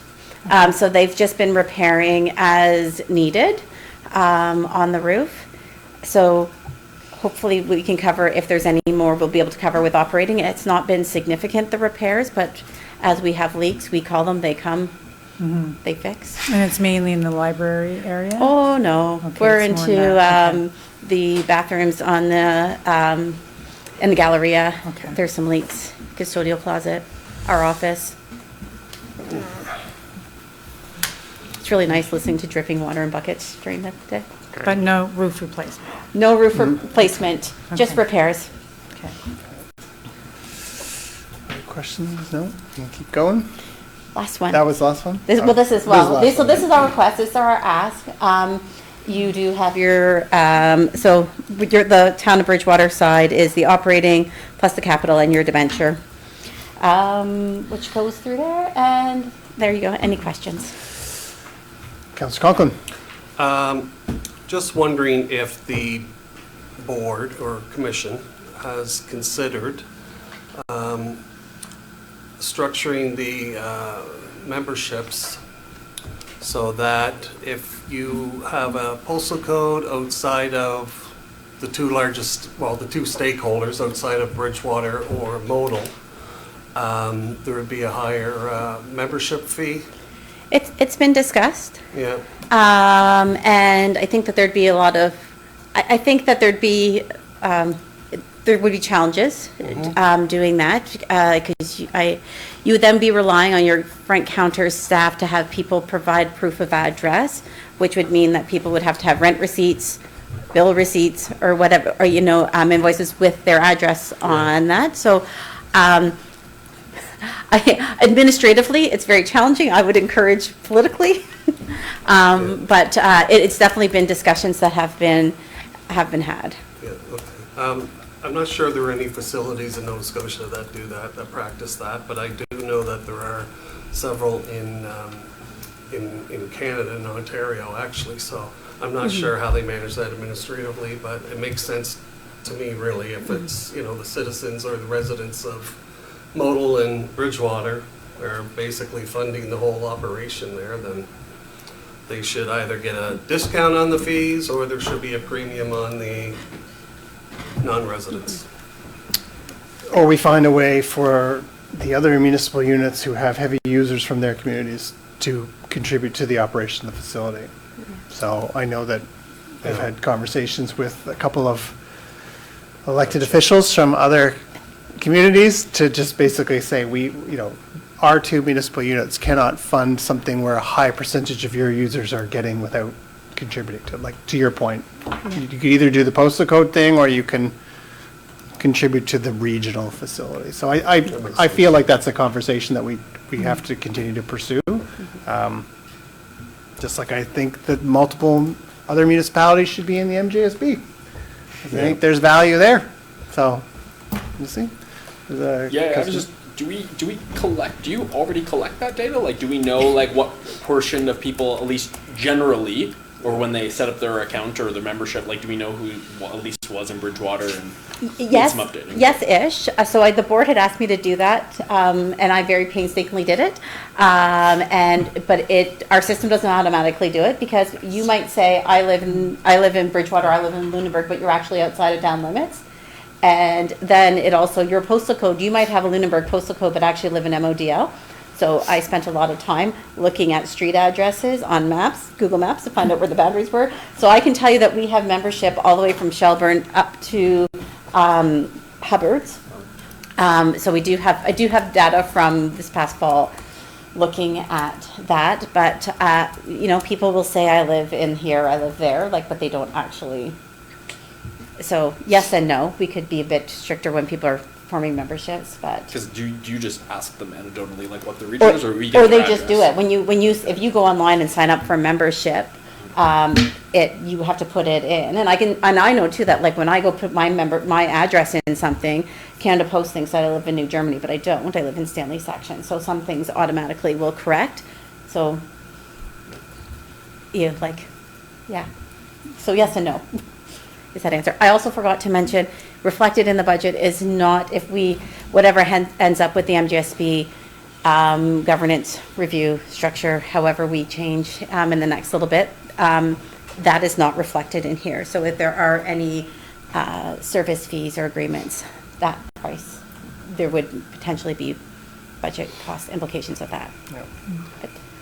Marta, just trying to understand the difference in the slide. So the last slide, the capital contribution is indicated that the town of Bridgewater's would be $455,500, but the slide before has $380,500. So I'm assuming that's because of the $150,000 grant. So I guess to ensure that our motion is accurate, we have the $380,500 noted. Has the $150,000 grant for the aquatic center tile repair been secured? No. So you'd be looking for the $455,000? Correct. Okay. So we'll need to, the motion has $380,500. Unfortunately for the town, that means that the number we advised council of in terms of the amount of funding that we need to, or deficit amount that we have in the budget, just got bigger. Yeah. Okay.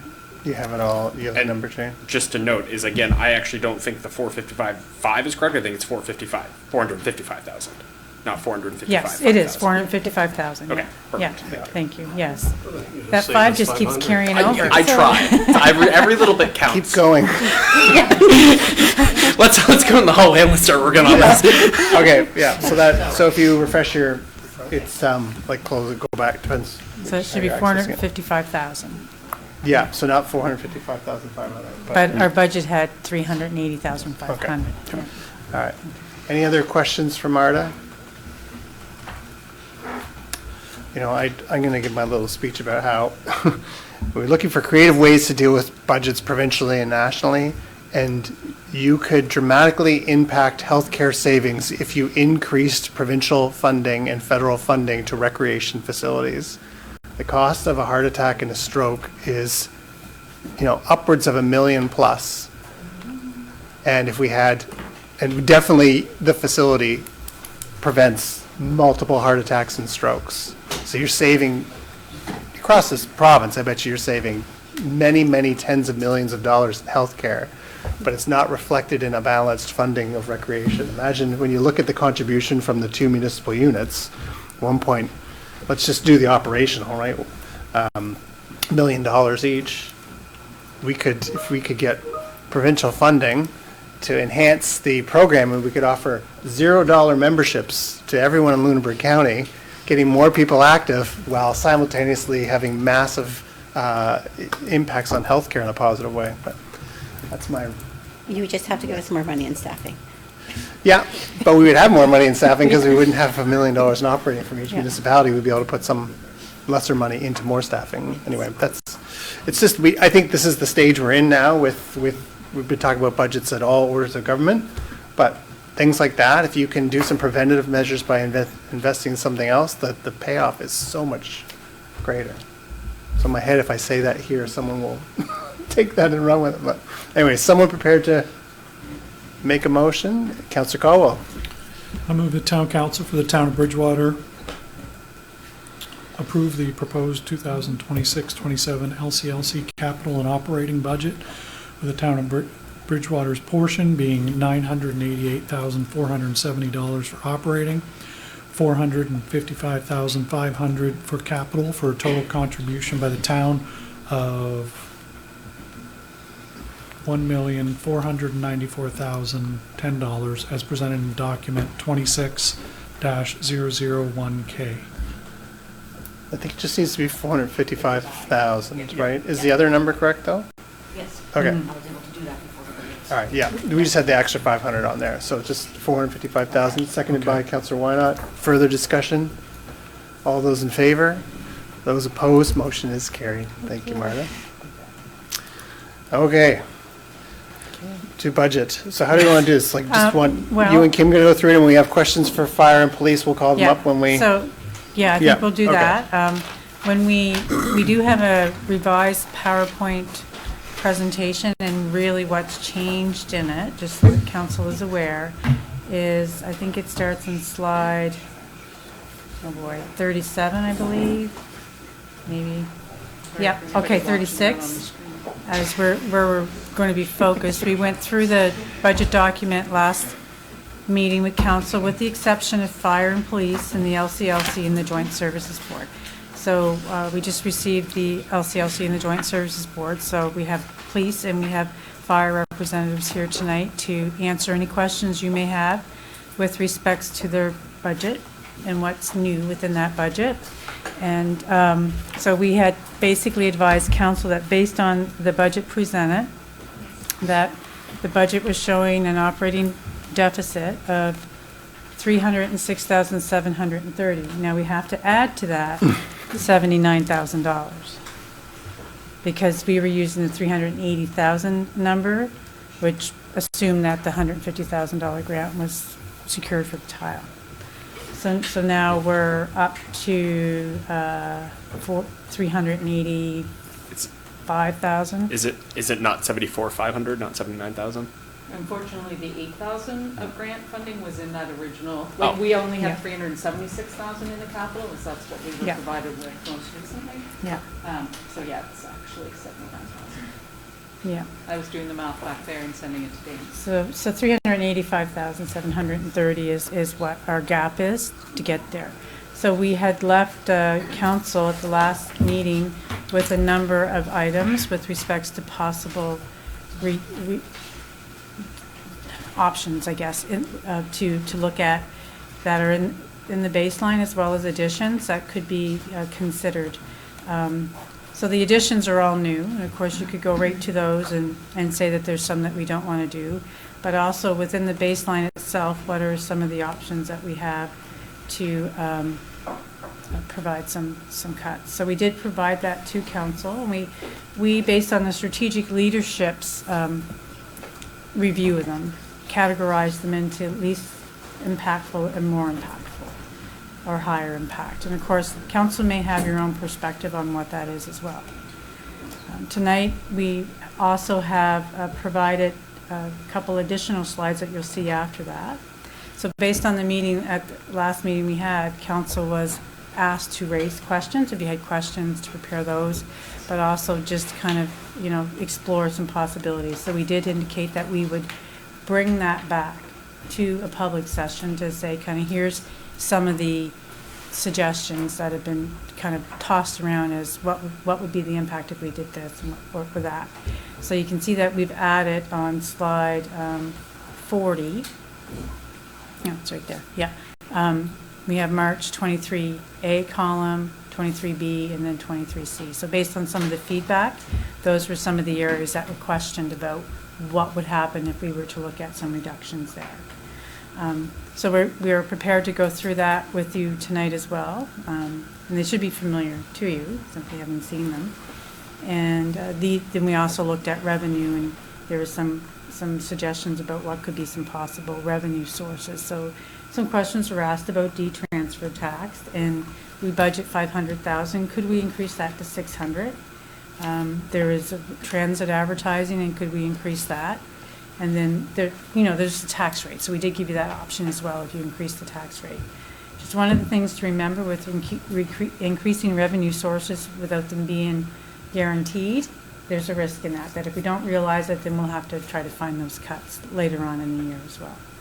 So before we get into that, I know that we do have police and fire here, and we could take a run back to those slides and just have a quick summary of those for council and give council the opportunity to ask questions with respect to those. And I don't know if they want to kind of figure out who's going to go first, but I think this slide's on police. It was first, before fire. Yeah. Chief made an executive decision.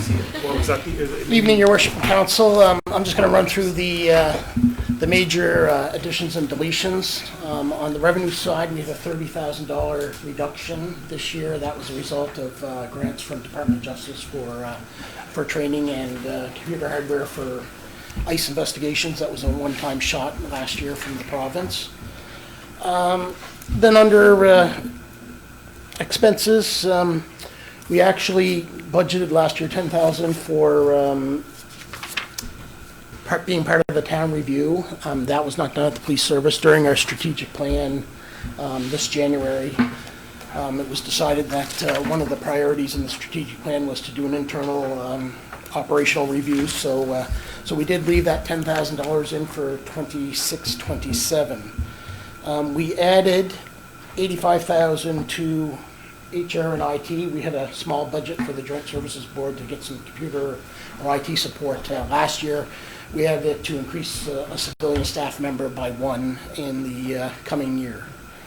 And then 2 other additions. It's a one-time shot for professional development. It's to our member who does our identification is planning on retiring at the end of this calendar year, so we're trying to keep our services up, and that is a 2.5-month course with tuition alone being $20,000 at CPC in Ottawa, and a couple of $1,000 for small equipment for just replacing chairs. We have a small budget of $1,000 for chair replacement each year, and we seem to go through them awful lot, so just some extra chairs. That's basically it for the additions and deletions.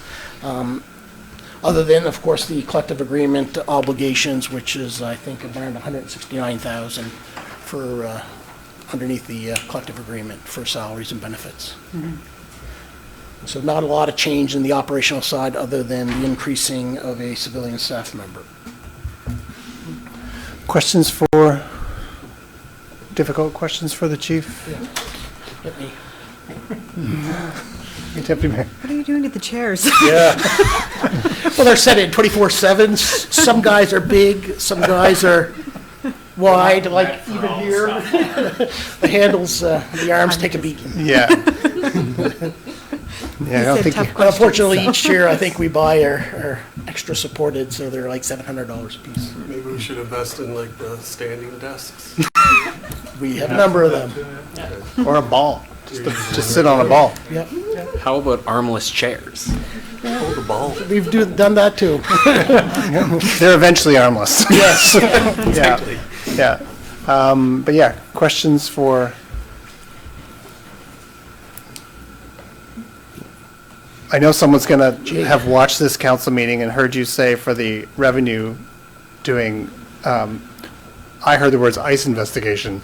Yes. So. Internet crime, Thank you. child exploitation. Right, so I just wanted So it's a you to say specific- that. Different ice. Yeah, it's a specific standalone system within our CID where we categorize images of child pornography. Yeah, thank you. We are not doing here at Bridgewater Police investigations for the US. No, Yeah, thank you. sorry, abbreviations. Yeah, no, I get it. Sometimes it's harmless when they are the same, but I think in this case, that one might upset some folks, so. Boy, I thought there'd be more. Okay, yes, Councilor Wyman. It's not a question. Oh. It's just, I think, recognizing that you guys do a great job. You're running a lean budget. Thank you for that. Don't feel our services are diminished because of it. So not a question, just a thank you to both of you. And I appreciate and your that. team. Thank you. Yeah. Deputy Mayor. I do not want to add to this budget, but you've got a 12-month turnaround on vehicles. Yes. What is what does the vehicle replacement look like over the next few years? So we are coming into our electric vehicle season with our first one in 2023 with the truck. It will not be replaced next year, so I'm not foreseeing any marked cars next year at all. Okay. Or probably for the next couple of years, I believe, just with the replacement. And we're actually seeing a good turnaround on the hybrid vehicles. So we have switched to the Ford Police Inceptors, which is a hybrid for runtime, and our fuel consumption has been lowered. So this was our anticipated outcome, right? Which was to be able to keep the electrics longer. So Correct. that is, we are on track to keep them longer. Correct. Yes. Nice. I would say we'll get 5, maybe 6 years out of an electric vehicle, where we're getting 3 out of a gas. Sweet. That was my concern, that this might be the first year that I haven't, I mean, we've got the carryover, but the first year that I haven't seen a vehicle in the budget. Right, so this would have been the So first I year was getting where we'd worried. be replacing the electric truck if it was a gas vehicle. Right. This vehicle this year was actually deferred from last year. We were supposed to get 2 for last year. Right, And okay. zero problems. Zero Great. problems with that. Other the than electrics. collisions. That's not the truck's fault. Yeah, they do occur. Are chairs involved? Or? Yes, sometimes. I've heard from members that they're actually better inside in terms of their comfort because they're wider. They're bigger, yeah. So they have less issues than the old Chargers. Yeah, as Which were narrow. well, we did change the silent partner, so one of the trucks is actually for the taller people where there's no screen behind them. It's a single screen on the passenger side, so they have all that storage. The seat actually goes back far enough. And for the public's information, the silent partner is where you sit in the back as a guest. Yeah, secure, secure Yeah. transport. Not really a partner. Counselor- Yeah, should be called a silent customer. I don't think silent either. Anyway, Counselor Newell. Appreciate it. Recognizing that we're looking at hybrids now for the next little while, is that because there are like an electric kind of alternative for like what we're looking for in this range, or are we just trying some different stuff out? Because like recognizing hybrids still have some of the drawbacks of an internal combustion vehicle. True. We don't get the same And so, longevity. so Ford has stopped making the fully electric trucks I know. this year, so Sad face. So that will be a struggle. But hybrid, our K9 vehicle, which runs 10 hours a day, every day is working. It's either heat or air conditioning for the animal. It literally just sits there, and when it needs to kick in, it kicks in. It's not constantly churning, running through the fuel at the price of fuel nowadays.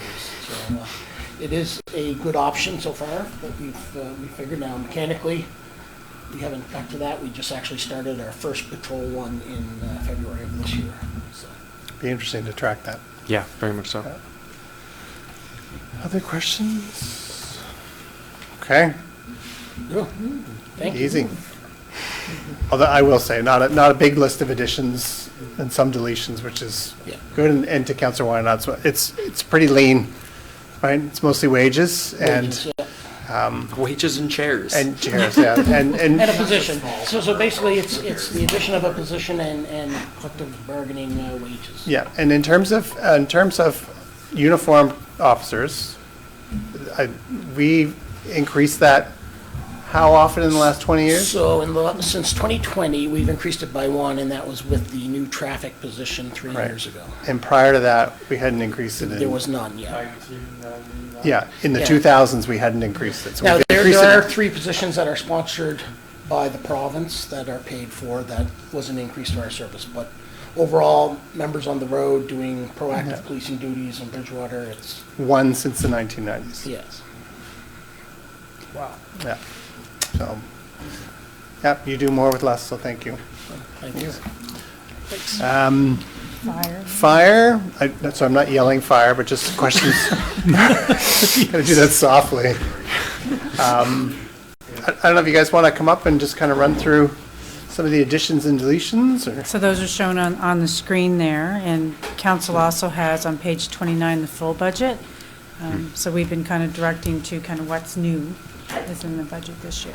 Good evening, Your Worship and Council. So yeah, we just have the one deletion, which was from the ULC study, which actually went through this year, so it was removed from the 26-27 budget. So. Oh, the new equipment, which is, that's our truck budget. It was for a total of 30, no, that's not the one. There's usually just one equipment's removed and then the Yeah. next year's added, so it shows as an addition and deletion, but it's Okay. generally just like your list of equipment for each of those years. Yeah. So 38,00005 was removed, but Oh. 21,810 was added Right, this that's the year. one, yeah. It's not really addition, deletion, it's Yeah. just Yeah. each Realignment. year it's a new number. Yeah. Okay. Based on the fact that there's a list Of of equipment. equipment out there, and this year's total is 21,810, and last year was 38,500. I Just to didn't get make that, I that a didn't get little that page easier. until I seen it tonight, so. Yep. So yeah, the 21.8 was for the 360 account. And the celebrations for the 150th. Yeah, so there's Yeah. 50,000 in additions for that this year. Yep. And then, I'd say the next big thing is really the rescue and firefighting equipment, 21,000. And I don't know if councilors have any questions on those. There is also funding received of 50,000 for the 150th anniversary as well. Yeah.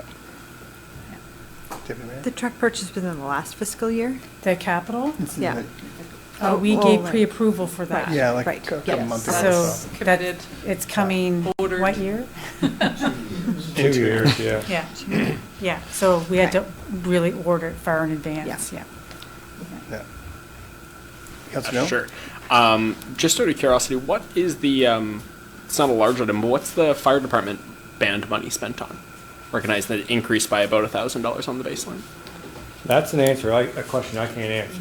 There unfortunately. is an honorarium paid to the band director, so that's the bulk Yeah. of that, maybe a tiny bit of travel. Okay, Yeah. thank you. Other questions for these fine gentlemen? Yes? When would last year's, the strategic underwriter study, when would that be available? That's coming very shortly. Yeah. Yeah, we just did the final review 2 weeks ago, and they will be the ones that'll be doing the presentation on the. Yeah, on the yeah. study, It's coming soon. so. Yeah, Yeah. yes, very Yeah. soon. Okay. That's good.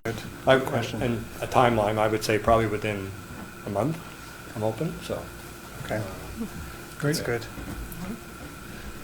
Other questions from council?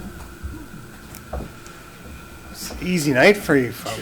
Did you have I know, did you I have was a all question? nervous. Yep. Thank you for not breaking chairs. Yeah. Yeah, I'm sure they don't take any. We don't have chairs. Yeah. Okay. No, I just want to make sure that in case council had questions, we didn't, we had a place to go for the answers, so. Perfect.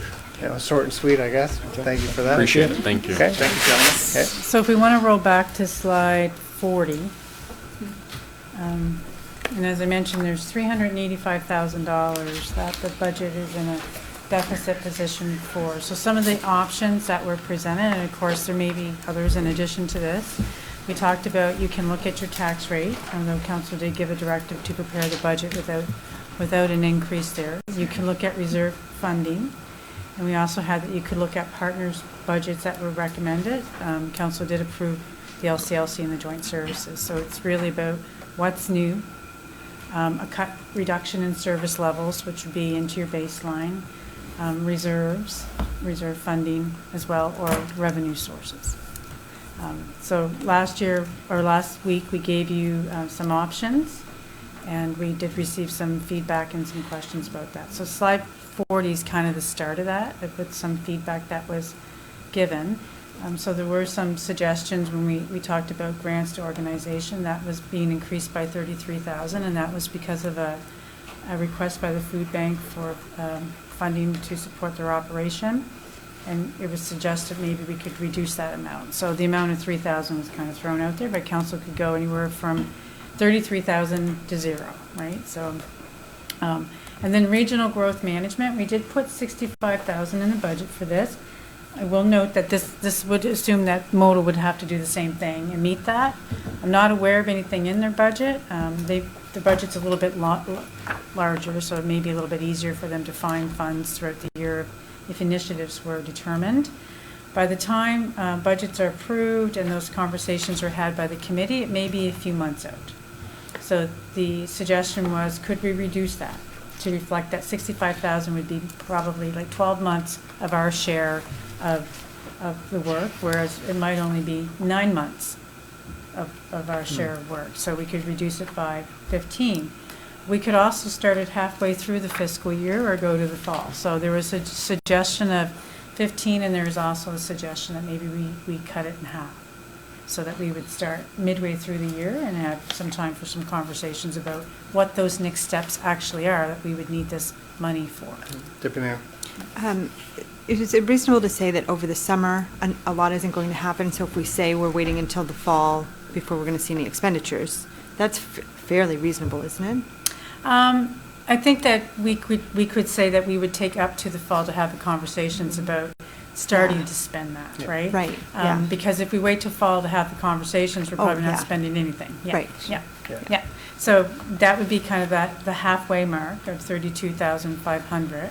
And then that would at least enable, if the parties came to a conclusion that we wanted to perhaps hire an independent third party to advise the councils with respects to regional growth management and what that looks like, right? So that you had comfort that it was, one party wasn't represented more than the other in the work. That would enable you to start that halfway through the year. So yeah, that was suggested as a possibility. Accessibility coordinator at halftime. So this one, again, we said we could continue with status quo support for a year. There was a question asked about could we, if maybe it's a resource that we need to look at long term. If the amount of support in terms of hours isn't sufficient for our needs, maybe we should be looking at a position for the organization itself. The council kind of wants to visit that. We are in a partnership, and we would have to give notice if we wanted to remove ourselves from that and hire our own FTE, which it's a valid point. It's just, it does take time. We have to give 1 year's notice. So it wouldn't be a 26, 27 change in the budget, but because we're responsible for funding the regional accessibility coordinator under that, but if we wanted to have it reviewed, we'd have to give that notice by March 31st of this year to have remove ourselves from that if you wanted to go on your own with your own FTE. But again, we could go next year without that, and that 44,000 salary plus the expenses associated with that, so the furniture, the travel, that type of stuff. Wayfinding signs, question was asked, could it be deferred? It could. And that's 15,000. That's the signage that would be in our business park, new exit 12A that would direct travelers to the downtown area and the services, parks and stuff we have. Park signage, there was 2 in the budget. There was Windburn and there was the Glen Allen Playground. Playground Park, yeah. So the question was asked, could we do one? Just do one this year? Yes, we could. So I just cut it in half. so 6,250. If I may, I just, with the signs, I believe the budgeted amount was 18.5, and if I looked at engineering's budget, I think it Sorry, was yes. 6,000 for the 2 park signs, I assume 3 each, and then the 625 comes from the bridge or the town side. I just cut that in half, but yeah, that's where I think that money comes from. Yeah. Summer staff, so this was an expansion to our service, so this would expand our summer program, not maintain it. We could maintain it with our existing budget. This would be in addition to that. So, staff felt there was increased demand, so this would enable us to meet that, but we could continue at this existing service level. So that question was asked, and that would be 20 grand. So increasing the service level, is there an increase in any revenue to offset that, or is it not camps, it's just reprogramming and?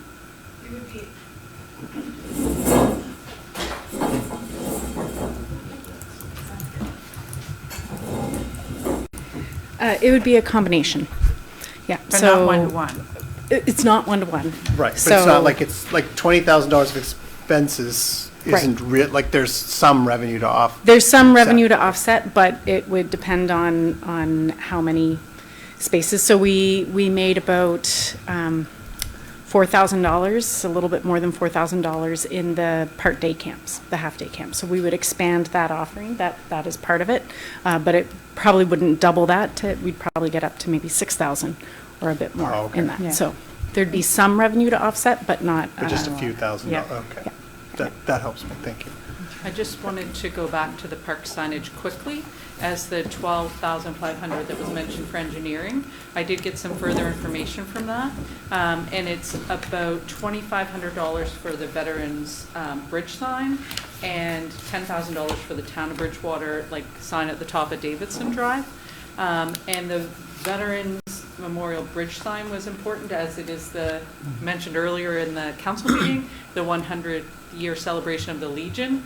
And we took down a deteriorated sign and have yet to replace that. And in timing-wise, probably makes sense to have the Veterans Bridge sign replaced for that anniversary. So, and that was $2,500 versus the larger town sign at the top of Davidson. So it's not $6,250. That was just an assumption until I received further information from the Director of Engineering. Thank you. So it's how much now? It's still, 18.5 is correct. It's just of the 12.5 portion of it, 10 belongs to the town sign and 2,500 to the Veterans Bridge sign, as opposed to the 50/50 assumption of 6,250. Right, okay. So if we were cutting a sign, we would be cutting 2,500 or 10,000. Thank you, Kim. Or both. Question, I think, for you, Matt. So currently the Veterans Memorial Bridge doesn't have a sign. We removed it. But then the town sign, I believe in the communications, the town sign's currly deteriorating. So gosh, yeah. Yeah, so I guess like what's the lifespan on that sign There's still a before it reason needs to they're be both in the removed? budget. Fair enough. Yeah. It's a very old sign, the one on Yeah. at the top of Davidson. Like, and like rotting. Yeah. Well, Definitely needs to be replaced. Yeah. I barely noticed it, so it's probably. That's good, because I don't want people looking at it. So it is something, what I can say is that I would expect there to be a little bit of consultation, staff and council, of what we envision for a new sign. I'm sure a sign, repurposing or rehabilitating an existing sign that was put probably in the late 80s, early 80s, is probably not something we would want now. So I just would caution that if we were planning to do a new town sign, there might be a consultation period where we're trying to figure out what we really want. So a visioning period. And again, with respect to the veteran sign, the idea there would be, we did the intersection upgrades in consultation with the Legion. It was a good time. Both the signs on either end of the bridge are very old and renew, and it was through staff efforts in consultation with both Dan and Wayne that we would be replacing that sign. So there was a commitment made through staff as part of the project to have those ones, at least one sign renewed on the east side. So I guess a follow-up to that is, do we think that that's something that would actually happen during this fiscal, of like once we take into account consultation, and I assume For the town ordering? sign? For the town sign specifically, yeah. Because like I assume the Veterans Bridge sign is relatively straightforward. We're almost ready to go. Once the budget is approved, the post will be ordered and the sign will be ordered. We've already worked through what the sign will look like, in working with Dan and Wayne. With respect to the town sign, not a lot of work has been done on that one. Because I question what we're trying to achieve. Is that the location we want it to be in versus another location? Where like I just wonder for the town sign if it's one of those things where we add to our docket for the next year, making sure, okay, we get it to the point where the Veterans Bridge sign is now, where as soon as budget gets passed next year, that includes a town sign. Where like we already got a design and we just got to order and we get installed in the winter, because I assume it can't be installed really during the winter. Anyway. Again, it depends on what type of sign we're trying to achieve. Again, just staff input. If we're looking for a destination type sign that people want to take photographs with, if it's landscaping with garden and flowers, it's certainly not going to be done in the winter.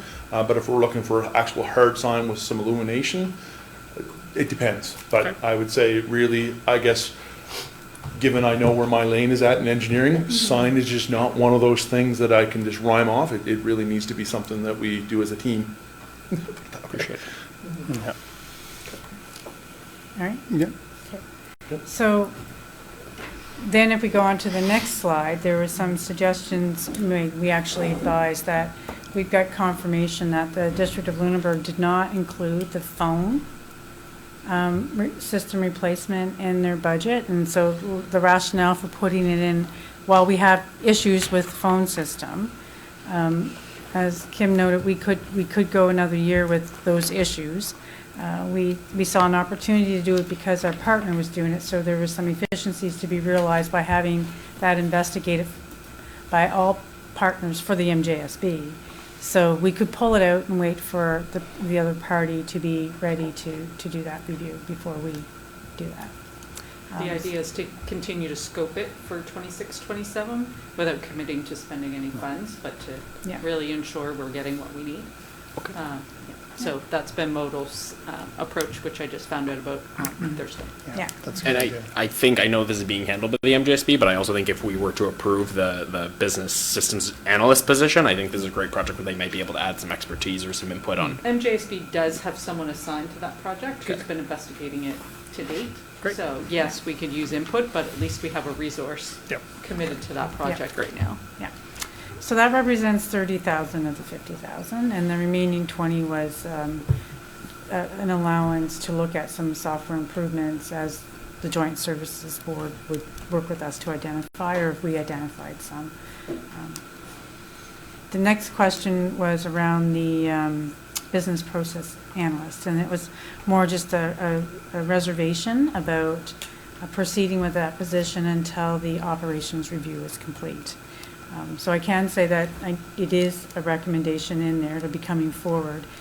If we don't have the funds in, if you want to wait till you see that in ink, and we don't have the funds, then we wouldn't be able to proceed with it until the following fiscal year. So council does have that option. That represents 126,000. Kind of as noted, if that is something that is going to be cut, then the budget and other software probably would have to go with it, because we don't have the resources to really tackle that without that support. MPAL, so lots of questions around MPAL have been asked, and so the questions had to do with help us understand the difference between what this MPAL position would be doing versus our existing program coordinator. So if council remembers, when the museum, just as a reminder, when the museum and recreation merged together, we had a museum director essentially, and that was formerly, you might remember Lynette, the individual that held that before. And we had, when we merged the two, we created a recreation manager position and eliminated that museum director position. And then we had a recreation program and a museum program coordinator, so two of those positions. So the recreation program individual does what we call structured programming, or that's certainly been the term that's been used. So think of your spring, winter, summer, and fall guide, and all the things that you see in there. You have to register for them. They're structured, they're set, they're classes or programs that you take. So there's planning that goes into that. There's operational requirements that we have to ensure are met with insurance and incident reports and booking facilities and paying instructors and all that fun stuff that goes along with that. So that's the structured side, and we have a program coordinator that does that. The MPAL is, the phrase was used, unstructured. So that's more the pop-up stuff and the beat the heat stuff and the storybook playground, beat, what's that called? Take the Roof Off Winter programs, those types of things where you don't have to register for them. You can show up. They're not structured, like there's no fee. You're not signing up for things. So that's what the MPAL person does. There's a list of, I can certainly provide council with a list of the structured programs so you have an understanding what that is. But the MPAL is more that unstructured thing. So our structured programming has grown since I think 2020. There's been an increased demand for that. And we've seen increased participation. So clearly that's working. But what that's doing is taking away the ability to really deal with the unstructured. So the MPAL resource would enable that. There is provincial funding for that, and we have been participating in that in the past. But as was alluded, we tried a pilot of splitting it up amongst a bunch of people and getting the funding for it to basically keep existing positions, and that really didn't work. So this would see a dedicated resource for that. There is the option to put that down to part-time, and there's the option to say you don't want to do it at all. If you don't do it at all, what that means is that we won't be doing as many structured programs or unstructured programs because we wouldn't have the resources outside of our summer programming. So our summer programming would do that stuff, but there wouldn't be much outside of that season of April, end of April to end of August. You could go down part-time, and part-time would see a savings of $25,000 to the town. So that's what that $25,000 represents there. So the question was asked, could we do that? And you can. Or you can go cut it out completely. Or you can keep it where it was at. Pro Kids, there's a suggestion down a little bit further so Pro Kids, we had some funding in there for Pro Fund, and it was a new initiative last year which we weren't able to to implement, and there was $5,000 for that. So there was a suggestion that maybe we can this year not do that again and delay it another year, or not do it at all, but maybe just look at taking it out this year. So that's why you see in the next slide, there were some suggestions on cuts that weren't necessarily highlighted at the last meeting, but they have been suggested that we may want to take a look at them as other opportunities to reduce the budget. So Pro Fund was one. The Business Showcase software, we had an email from a resident with a whole list of questions, and one of them was, what is this Business Showcase software that's being proposed as an addition in the administration budget? So that was really a Business Showcase, I keep calling it software, sorry, but that was really about marketing around businesses and why I invest here, look how successful we are. It's kind of like, it's a marketing initiative for that. There was $5,000 for that. So it was suggested maybe that piece of the marketing we don't do this year. The museum gift shop had a small amount of $1,000 in there for expenses, and there's $2,000 in revenue that would offset that. And that was put together when the Friends was still in the Des Brisés. So this would allow for us to pivot and bring them back in if they wanted to have a little bit of expense associated with having that. But it was suggested maybe we cut it now that they're moved.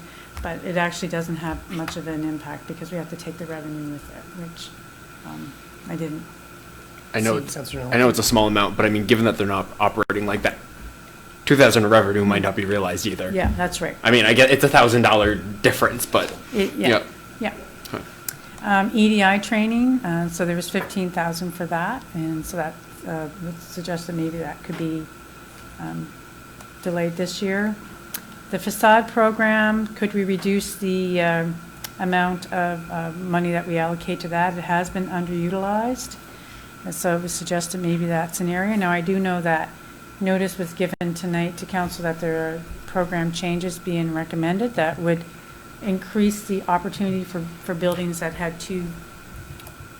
head walls that aren't on a corner lot. So when you think of by the town center parking lot, you got two buildings there that have walls that are public facing, but they're not. It's not a corner and it's not on the street. So this program would allow for them to apply, so you might see a little bit of uptake, but you could reduce your overall funding amount to that pot. The police review, that could be operations review, that could be put on hold. Council may want to see how happy you are with the operations review for the town before digging into the police. It was a recommendation from the commission, so you'd have to kind of punt that back at them, but that is an option.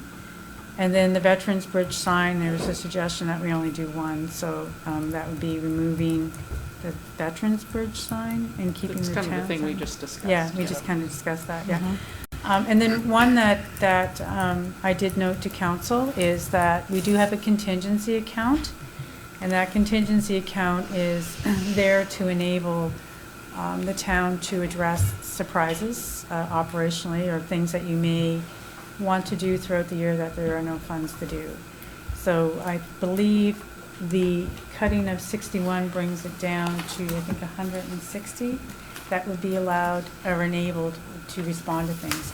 Some of the things that we might cover off in there is like when there are fuel and the unknowns around the cost of that, right? So that contingency gives you some of that buffer. It's a small amount in a budget of this size to have a contingency of that amount, but there is the option to reduce it by some. 61 was kind of thrown out there, but it could be a bigger number than that.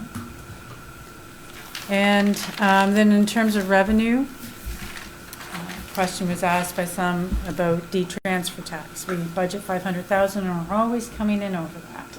So can we look at reducing that?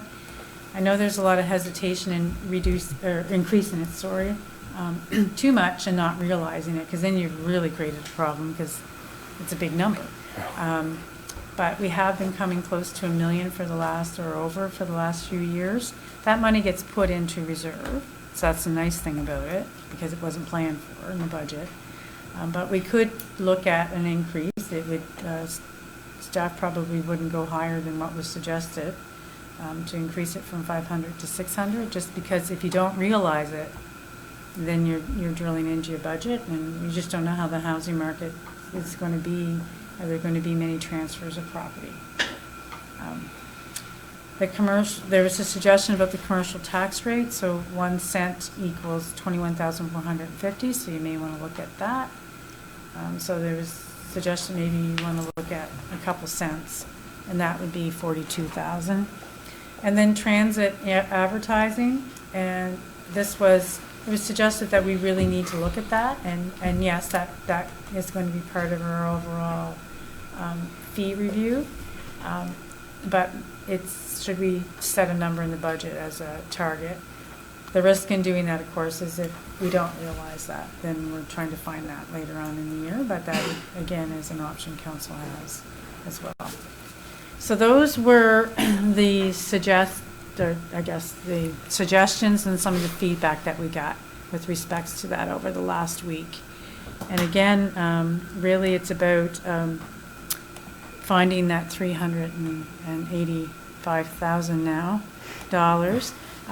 One thing that I did point out is that, you can make these changes, and if there's a gap, the EPR revenue is a new revenue source for Canada, for council. That's the extended producer regulation revenue. And we did not, as staff, make a decision about the use of that. So we put it in reserve. But council may want to use some of that to offset, to bring it down to zero. The amount is $354,000. And after you look at your cuts, if there's still gaps, that is an option for you to dig into. All right, so you got to find 385,000 in savings. Go. No. Yeah, and we need to go through this because, unlike other orders of government, we have to balance. So there's been lots of suggestions. There's lots of options on the table. For some, probably some of these are not options, and for others, they are. So I want to work through some of this.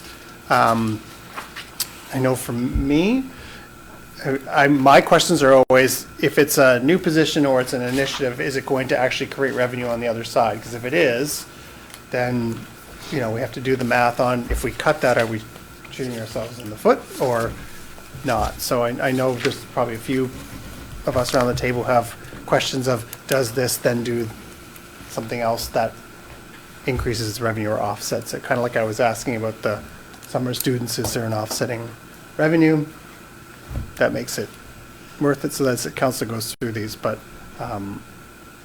I do want to go through these and try to find those savings, and I'd like to go through some of these tonight and Yeah. see if we can find some Yeah. some savings. So I don't know if we want to go through the options to balance, or if folks have particular ones that they want to just kind of go through. Councillor Wynot? I have a question around the deed transfer tax, like looking at the revenue side. Is there any kind of trend there that we can go back 5 years on what that revenues looked like? You had mentioned $1 million last year, I think, but yeah, over the past 5 years, what kind of trend have we looked at in that category? Since the market changed, the housing prices, you know, I think I looked at this maybe 2 years ago. We're still looking at the same number of homes transferring, but because they're selling now at a much higher market value, that's why we're seeing that trend closer to the $1 million. But also, there were a number of significant transactions. The mall changed hands, another significant residential multi-unit property off Glen Allen sold. Like, there were a number of times, 26, 27, or 25, 26, I don't think we had one large transaction specifically, but most years we have had a windfall where something large happens to sell. Okay. And so we've been able to kind of keep that momentum with those large sales. You know, we have months where we might get 30,000 in deed transfer tax and months where we get 200,000 in deed transfer tax. It's very volatile. Obviously, December, January, February are usually our slower months for obvious reasons. People aren't moving over Christmas and in the snow. But so it does have a little bit of a monthly trend to it, but it can vary greatly. So if we had $30,000 a month for all 12 months, obviously we wouldn't even hit our $500,000 target. So it is a gamble, you know, on how many properties transfer. When mortgage rates were high, you know, that drives something. So depending on what's going on in the world, some of that is changing because interest rates are high, so people might not be buying those properties. So it's something that's out of our control, what real estate's doing. Yeah, and it just happens to come. So my hesitation is always relying on home sales or property transfers to fund our operations. And that's why I've always kind of stuck with the 500,000. Like, it's fair to say 500,000 of deed transfer tax can fund operations, but really should the rest go to infrastructure and some of the things we need to do to grow because homes are transferring. So I like that we're putting that $500,000 extra in reserves, because we don't use reserves to fund operations typically. It is an option here for balancing your budget, but typically that's not the case. When we have an emergency, when we need to fund wastewater, that's when we look to our reserve balance to say, okay, we'll use reserves for that. Especially when projects go over budget and sometimes council has to award a tender that's over, then we decide we'll use our and designate a reserve, and so that's where those monies sit. So it is, I like that it creates that buffer for council to have the funds from property sales to use towards capital and infrastructure. If you want to increase it, that's fine, but keep in mind it's just from transfers of property and there's no guarantees. And then how does council want to spend the money you get from property transfers? Like what should you be doing? What do you want to do with that money? Right now, half of it funds operations. I guess that's my concern, the things that are in our control and things that are out of our control, because we could be left scrambling to try to find that if that deed transfer tax goes down, like if there's a big fluctuation negatively, which we can't control. You know, this is where I struggle. It's like, and it's not as big of a number, but the transit advertising is another one. I mean, we can say we want to charge more, but there's no guarantee that that revenue will come in on that. So I look at those things as kind of a last resort in my, that's why I wanted to know if you were confident, but there are a lot of elements outside of our control around this table. The G-transfer tax has been trending higher. So Yeah. again, it's not necessarily even about where is it going to be, it's what do you want to do with the money? Right. What should that money, how does council wish to direct the funds that you get from the sale of properties? Gotcha, okay. Should it be just funding general operations? Or should it be used for something else? Yeah, thank you. The G-transfer one's the one that scares me because it's so tempting. It's so and we've Very. watched other municipalities Yeah.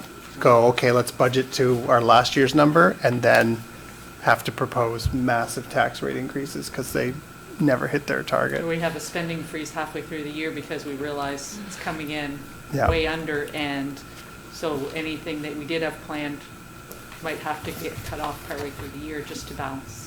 Yeah, and I'm the same, like the transit, I was the one that was like, we can maybe increase the transit advertising. I think we need to, and Councillor Calkins raised this a number of times, I think Councillor Call, we need to look at our fees for service. We absolutely do. I know we're undercharging for the transit advertising, but to your point, you set a target of $25,000 increase and you don't get it, then you have to figure out something else.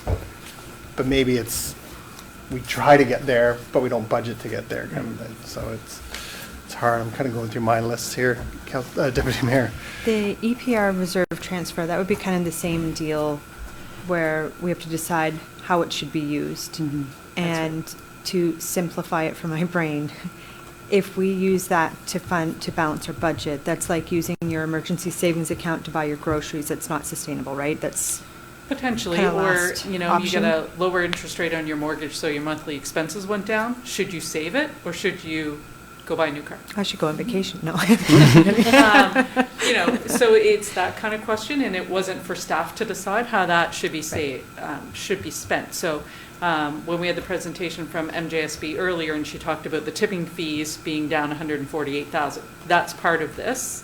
Right, so it's reduced tipping fee expense, and then there's reimbursement from Circular Materials for the fact that we're paying GE to collect those recyclables, so they're giving us a monthly amount per stop to reimburse us for that GE contract for now. Eventually, down the road, they may have their own contract with them, and we don't know how that would impact our contract with GE in the long term, but we do have quite a long contract with GE right now. So we're good for quite a few years, so, but it really is council's decision on how those savings are spent. It is a savings. It's considered savings for the next several years. This is a permanent reduction in cost of solid waste, specific to recyclables. But it's really up to council to decide if they're using that then to fund the rest of operations or some of the additions, or whether they wish to put that in a reserve for the fact that MJSB needs a capital replacement plan, and we might have to use some of the, we might have a big capital request for them coming up once they get their capital replacement plan in place, as an example of why setting it aside is not a bad idea. Okay, thank But you. it's really council's decision on that. We didn't want to just have it lost in the budget. I'm only at 229,000 for my list of savings. So for me, I still need to find, 160,000 more. Now, I will say I didn't touch the D-transfer. I didn't touch the EPR either. And I'm not using transit. And for the carpet in the LCLC, I was looking at half. So not interested in doing the bottom level because I don't think it needs to be done. But I know it's not ideal to do the carpet over 2 years, but if we did half and did it in carpet tile, and then On maybe different floors or on? no, like on that main floor. I think that main floor is the bulk of it, is it not? That 50,000 is the main We're not responsible floor. for the, We are for the carpet. We are for the for the carpet. basement? Yeah. For the branch. Yeah. For the branch. So I would either defer it another year, or I would look at options, because we do still have roof leaks, so leaking on new carpet is not ideal. But it doesn't look great. The carpet in the library is, we took a tour and it was just it's not great. So I'm like, can we do some of it? I'm looking for naming rights. Does someone want to sponsor? So I had that. I had the grants down to 30,000. the regional growth management to the 32.5, accessibility, just going with status quo, 0 for the wayfinding sign for now. The park signage, I just had the Veterans Memorial Park, so that's the 2,500, right? No, so I think Oh, that's this it. is kind of double count because we have the 18.5 and on the next slide we have the other signs. If I may, my personal recommendation, I would like to keep this park sign personally. I think we should keep the Veterans Memorial sign, so that's 8.5, and I think we should take the 10, defer that to next year, purely because I think as a council and with staff, we're going to have to deliberate and figure out what do we want this sign to look like. I don't personally think we'll get that done in time for this fiscal, so I personally think it would be okay if we defer 10,000 for the town sign. Yeah, so Cut by that, 10. yeah, because it's confusing where they're coming from. The Veterans Memorial Park sign we have to do anyway, right? We're doing, it's their anniversary and. Yeah, so that's 2,500, and then each park sign, there are 2 parks, that's 3,000 each park sign. Granted, living on a street with the park opening, I think it'd be great to see a sign there. So the suggestion is reduction by 10,000. Specifically, so we can this year have on our roadmap for 2026, 2027, we figure out what do we want there as a sign as a community, because I'm sure there'll be consultation and all kinds of other stuff that council want to do, and then we can hopefully get engineering set up to a point where, like, as soon as we approve budget next year, they can just install that sign come summer. That's what's in my head. Yeah, I think we have to have a conversation, is that where you put a sign anyway? Right? Like. Great. Phone system, the rec staff, I was going with status quo, the MPAL down to the half or whatever you had, the 25. Yeah. And then the facade, reductions in the facade program, because we never use it anyway, all of it. I want to keep it, but we haven't had a full use of it in years. But again, I'm still way off, so. The EPR one is probably more inviting to look at than the deed transfer, but And we there's- have to make up in my math, I have to make up $160,000. There's also the contingency that was 61, so there's 166,000 that remains in that budget. And typically, I think in the last few years, we budget specific things in the contingency account, and outside of that, we never touched it. Is it usually a percentage of the budget, or? No, I mean, you have operating reserves. I mean, if there was a surprise that came up that was an initiative that you wanted to undertake and we didn't have the funding and contingency, we'd be telling you had to take it from the operating reserve, right? So it's kind of just that cushion there that keeps you from having to go into that. What do other folks have on, Councillor Conklin? Councillor Wynot mentioned about, or inquired about the deed transfer tax. So, like, over the last 5 or 6 years, our deed transfer tax has been about $1 million. And our different budgeted amounts have ranged from 500,000 from 480 to 600. We've actually budgeted for 600, I don't know, 2 or 3 years ago, maybe. Certainly 600,000 is not a big jump as far as, being too aggressive or whatever. Personally, I would like us to explore going 650 or 700. I mean, the last couple of years, we didn't really have any big sales, right? But it's just been volume Right. on transactions. But it just comes down to council deciding Yeah. what that deed transfer tax should be funding. And if that's fully operations or a combination of savings and operations. Yeah. Or infrastructure and operations. Which is what it is The number can be now. whatever you want it to be. It's the intent of how you would like it used, since it is such a large funding source with no guarantee.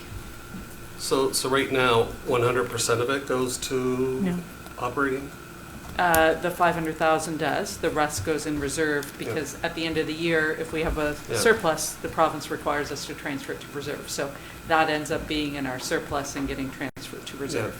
So We do save that, and then it can be there for capital funding or so we're looking other at, initiatives. we're looking at reducing some of our operating line items for, I guess, every year.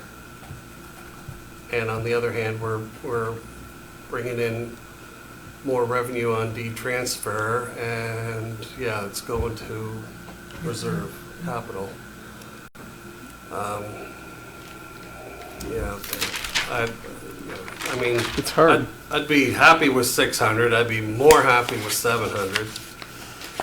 But and I'd like to direct it as much as possible towards operating myself. We do need a new Town of Bridgewater sign. I don't want to wait, or at least let's trim back the bushes that's covering it. Bushes. If you take the list that I just went through and did 75,000 from EPR and 75,000 to the D-transfer tax, then that's that. We've got no deficit then. So if you went 100,000 to D-transfer tax, Councilor Wynand, then Deputy Mayor. So, to that suggestion, I'm having a hard time understanding the impact taking 75,000 from the EPR. I don't think I'm fully understanding what those funds are for, if someone could. There are savings. So we're being reimbursed we're basically, the extended producer regulations came in and made the producers responsible for the cost of the packaging. Okay. So now, last year, we used to pay for recyclable curbside collection as an example, right? And we take that to the waste site and there'd be a tip fee there. And then it would get shipped to another place. So that tip fee covered dumping it on the floor, putting it in a big trailer, and shipping it to Scotia Recycling. So now the producer's responsible to reimburse us for the curbside collection for that recyclable material, because that's their packaging products, basically. And for the tip, there's a reimbursement of at least the tip fee portion for dumping it on the floor. Okay. And so that's what that represents. So it's a savings to the municipalities that you used to have to pay for. And now it's being covered off by Circular Materials, who's the company that basically represents the province with respects to the EPR. Okay. Yeah. Thank you. Yeah. So it's Oh, sorry. saving, it's like having coupons. Yeah. Deputy Mayor. I just wanted to check to see if a couple of things are on your list. Is the phone system on yours? Yep. And was ProKids the No. increased amount? No. I That's left one that that I and I would left the let go. pro fund as well, but, Oh, right, there's two. yeah. Did you have a, Do you want me to go through my list Yeah, again? yeah. So I had the carpet, but I cut it, I put it to Right. 25,000. So if we don't do the carpet at all this year, then that's 50,000, but I just cut that in half. $3,000 reduction in the grants to organizations, so it's 30,000 instead of 33. The regional growth management down to 32.5. The accessibility coordinator eliminating the 44. Not doing the wayfinding signage this year. That's 15. Yep, cutting the park signage, cutting that 10 out of Yep. the park I signage. think we can push that a year. Not doing the summer staff, the $20,000 increase. Not doing the phone system, so that's 30, right? The MPAL, is it, 30? 25 if we go half-time. right, so is it saving 25 or saving 50? It's saving us 25. Oh. Yeah, so our, I thought it was. Because we would lose a The Yeah. employee would be half, and the grant would be half. yes. So- So we'd be paying 25 instead of 50. So before it was 50. Net cost to the yeah. town. Oh, so I'm off a Because little it's bit then. 74,000 the full Yeah. cost, but Yeah. there's a grant up in the revenue Okay. section, so we're netting those two together. Right. It's 25. In our heads. And then without- the facade, cutting it down by 10. I think Jessica has something you want to add? Oh, sorry. Okay, yeah, so I'm, So it's a So- savings so- of 20. I was a little bit off with my, the MPAL one, so I have 214,500 of savings. So the impact was 25 in savings, all right? Yeah, I had it as 50, because I thought it was going from Oh, okay. 75 to 25, but it's And going you- from 75 to And you had 50. facade at 10, right? Yeah. Okay, so then that. So it's 214. Yeah, 214. Did you add in EPR, any? No, so that's before we Okay. deal with, how do we find the remaining? Yeah. So What is the remaining? the remaining is 385. 170? 171, 171. Okay. Okay, Councillor Caldwell. So just on those items, there's a few things I wanted to note, in my opinion. So the carpet, I just think we're going to have to spend the money anyway. Like, I just think we should just budget and get it done, because we are going to spend the money next year if we do it half. Yeah. I think we should just bite the bullet and get it done. I'd like to keep the MPAL personally. I think since we're getting funding, we're getting help with that position anyway. And the facade program, so if we reduce the budget, which is reasonable because we're not giving out all the money that's budgeted anyway. Could we reduce the budget and say we did have a large influx of applications? Could we say staff could come and ask if we could find money in contingency fund or something, if there's or Yeah. it's just, No, you could, I mean, and you've done that for Pro Kids in the past and Yeah. other programs where staff have come forward and said, we are getting more requests than anticipated. Yeah. And given council the opportunity to decide if you wanted to fund it more. Yeah.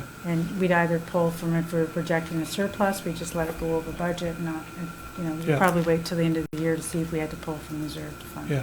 yeah. Okay. Anyway. You're not wrong with the carpet. I've struggled with the carpet, like if you're gonna do it, do it. But Yeah.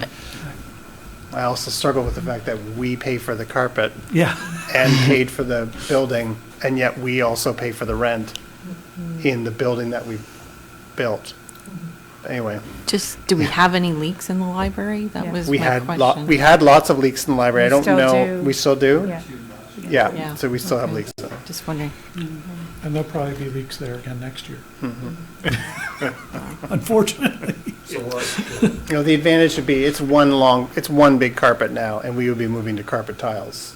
So if there's damage going forward, you would remove a tile versus now, which is just you're ruining Yeah. a large section of carpet. So, Councillor Newell. Recognizing that I'm not on the police commission and that we haven't had the ops review come back for the town, do you still recommend we go through with that? I mean, I guess it's in the budget, so I guess you do, but like, should we really go through that with the police, or should we wait until maybe we get the town's review, evaluate our experience, and then decide if we want to do that next year? I'm actually not certain the 10,000 is going to be enough for the review, to tell you Okay. the truth, right? Like, I honestly don't. I mean, if the town's paying 100,000 for a higher level ops review that we're getting done, I'm not too sure that 10,000 will do the police, so, and I'm not sure the scope that was thought about when that number was generated either. That might be more of a question for the police chief. We could certainly get more follow-up. I know that when we did the strategic planning session that we had, they talked about what an ops review for police would be, because you do need someone who knows policing, and I think he talked about Chief Different. Alphonse, what's his last name? Anyway, he does that, and so I felt like that number came from someone that they spoke to who does police reviews, but I'm not, we can definitely ask them. Yeah, but I don't think and then the approach might be different too, right? I hope so. And that's kind of my thing, is I almost, Oops. I'm sorry. No, I probably shouldn't have said that. No, no, Somebody's trying to kick him. Yeah. Sorry, continue. Yeah, I just wonder if we're maybe pulling it too soon to try to do an ops review with police until we verify that what our experience was like, but I'm interested what other folks So have in to say. that case, that would go back as a recommendation to the police commission for their budget, and then they would have to redo their budget and approve it, I Yeah, think? it's an And then- overall number, that's Then it would right. come back here. Yeah, we don't approve the line So- items of the police budget. So you could say, we want you to reduce your budget by $10,000, and then they would go back and figure out how they would cut that by 10,000, or whatever number you decide, but, yeah. So it may not be the operational review. That's right. itself. They It decide could their be priorities, Equipment yeah. or something, Yeah. Really making it hard on me. Just trying to be clear on what that would, Authorities, yeah. what the impacts of that change would be. Yeah. Okay. Yeah. Other thoughts around the table, because we're still short Yeah. $171,000. Oh, sorry. I don't know why. Did the deputy mayor have something you want to say? I thought I saw the deputy. Okay, Nope. I'm so sorry. Yeah, I mean, I understand it might be difficult. I also think we could. I think it's $5,000 for the pro fund, recognizing that pro kids, they're looking for an increase to meet programming. So I mean, I would suggest, recommend. I don't know what the term is. I think we should pull out the pro fund for $5,000 while still providing the program to the pro kids. And that program hasn't been started yet. Yeah, so, yeah, thank you. Yeah. Yeah, so it wouldn't be reducing service, right? We just wouldn't be introducing an increase in service. Okay.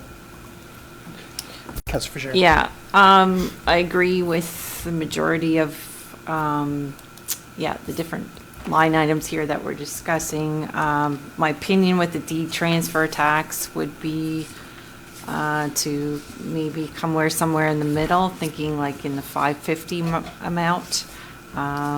Keeping in mind what our director of finance said, we don't necessarily want it to rely on the amount, and we're using some to go in reserves, whether it be for infrastructure or what have you. I think it's good to not rely on, and if we do have a downer year, that we still can use that amount for our operations. And I know we haven't really discussed the amount of EPR that if we're going to use it all towards savings versus any percentage towards our operations. I would be okay using some for operations, knowing that expenses are going up every year. I don't know if we toss around a percentage, but I would be okay using, 50 or 75,000 this year for the EPR towards our operation. Councillor Newell? Yeah, the EGI training, are we already committed to that in terms of like a contract, or with it being partially rolled out that, to meet the other half or whatever, like to meet the other half of staffing? Have a contract for the training. Yeah, so I mean, we can't really break that, is my point. The 15,000, is that new money or is that to do existing initiatives?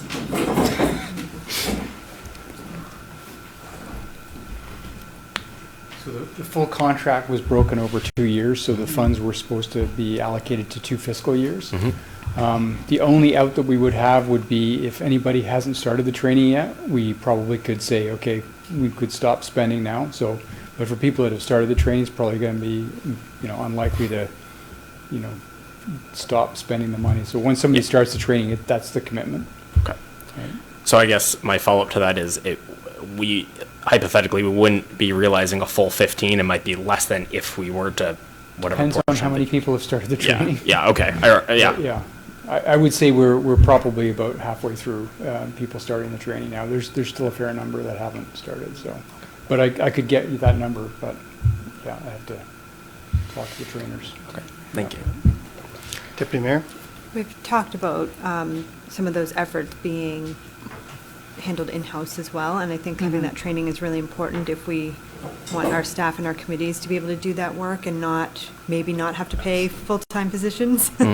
So that seems like somewhere where we could see some savings if we, if we're not relying completely on a staff person. We have multiple staff trained. Yep. Oh, no, I can't. I'm like trying to keep a list of everything. I also have a list, and we can compare. So if we didn't do the pro fund, but we did do the carpets, and okay. Oh, so but you suggested keeping the MPAL where. Well, that's what I was. suggested, yeah. Yeah, let me just. So that would be. So that I'm just trying to do the take math that here. after zero. The two levels. So that's 164,000 in savings. So if we did 75 from EPR and 75 from D transfer Oh, with MPAL, keep MPAL as it is, not do the pro fund, but do the carpets, then we're at 319.5. Like, we're getting there. Yep. And So we just need to find another 50 or so. I didn't remove the police review only because I think we have to go back to them and have that conversation, and it was part of the strategic plan of the police commission, so I think we have to, they may not do it, they may save $10,000 because they realize they can't get a consultant to do it. But I didn't put it in there just because I think it's more complicated than that, but Deputy Mayor, you have some more? No, it's not a good question, but I'm going to try it. The business park land sales marketing, full-time position or consultant, so 125,000. How much, and maybe I'm not understanding the role of the position completely, how much land would we have to sell for that to pay for itself in 1 year? Well, I think, I mean, we're looking at that sale of that land to cover a whole bunch of things, right? So more than just that. And you could sell one parcel and more than double, like make more than double what that is. But we also looked at, we have infrastructure and all that investment in that area. That we were looking at the land sales as part of the way to offset some of that cost. But it's really about the development of it and the long-term tax revenue and the employment opportunities and all the growth that comes along with that. That was the reason why. Yeah. But I if knew you there were was to a just business case and it wasn't a good question, but it was worth a shot. Yeah. If you were just to look at, would selling a piece of land offset that salary and you didn't worry about recovering, from the land anything else, then yes, it could. But let's say we kind of looked at that as a whole piece of like you say, a business case as to why make the investment in the first place. So ultimately, all the expenses that are going into it, we're not going to make money back on land sales.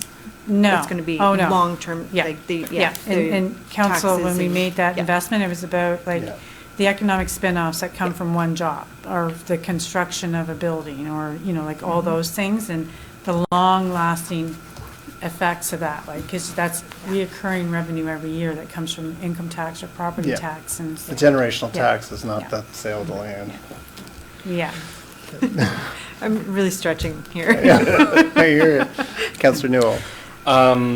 The summer student, am I correct in that it's more structured programming? It's our summer program. Sorry, but it's an Day increase in camps and- programming. Yeah. Yeah, but it's increased in structured programming compared to the MPAL, which is unstructured programming. They do some unstructured. Jessica can.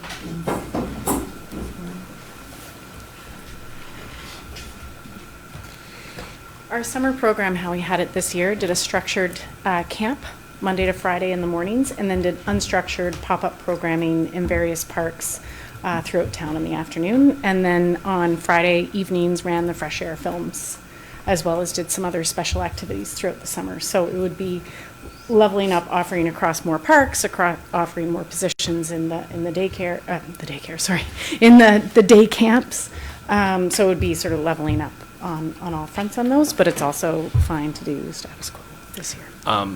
I guess I should ask, could some of that be covered off by the MPAL position? Like, hypothetically, we didn't do the 20,000 for the increase of summer, what does that look like for an impact on services if we keep the MPAL, but we weren't to proceed with summer staff? Right. I mean, I think the MPAL would certainly have a role in helping to develop and supporting it, but it wouldn't be, this is our summer rec crew that goes around town offering the programming and that sort of thing. So it's a different level of position. It's a different part of the programming that we offer. Yeah. I would see them sort of, helping and supporting each other, but I don't see it as a one-for-one swap. But, we can. Deputy Mayor. So those positions, is there summer student funding that comes with those? We have applied so we always apply for Canada Summer Jobs for those positions. So those positions are also generally, as I said, like a different level. We generally have them as they're age qualified for the funding applications that we've submitted, which are typically under 30, have recently been in school type of funding that we receive for that. The level of funding we get isn't that great, though, right? It's very, Yeah, we get minimum wage for a certain number of weeks or hours, and it varies. Sometimes there's really no rhyme or reason that we understand as to how the federal government has approved our applications on a year-to-year basis. We typically receive 2 to 3 of those, generally 1 to support a 4-month placement, so generally a university student, and maybe 1 or 2 that supports our 8 to 9 week placements, which are typically high school students. And so it does vary on a year-over-year basis. So we typically try not to tie the summer staffing to it's always in the budget. And I think last year we received about $7,000 in Canada Summer Jobs funding to offset the summer staffing. Yep. So the day camps are not cost recovery? They are not cost recovery. No, they're not cost recovery. Could they be? They would be significantly more expensive. And I don't know what that would do for our enrollment. We'd have to take a look at that. Yeah. So I'm just going through my list again.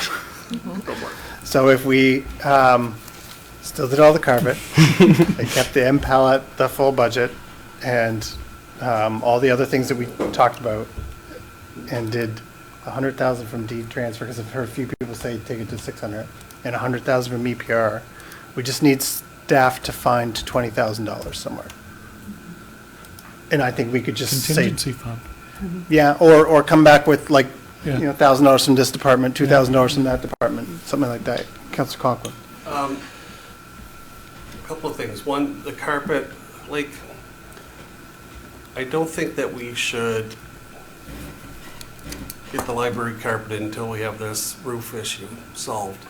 Even though it's carpet tiles, it just, I don't know, it just doesn't make a lot of sense to me. We put enough money into the library as it is.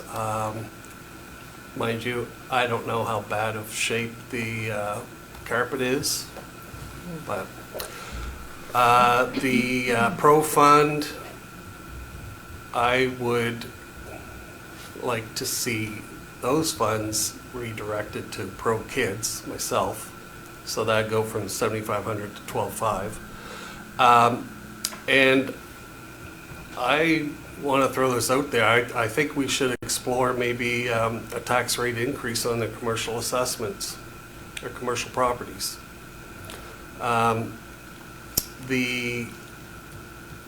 guess where we sit in comparison with other towns in the province, we're on the low end of a commercial tax rate. And since I've been on council, the residential tax rate per $100 has increased by about 12% overall. And the commercial tax rate is only at like 2.5%. And I guess as far as the residential property owners, like they've been bearing the burden of the assessment increases over the years, even though we've held, the tax rate fairly stable with the exception of that 1 year. But their assessments are going up at a much higher rate than what our commercial is.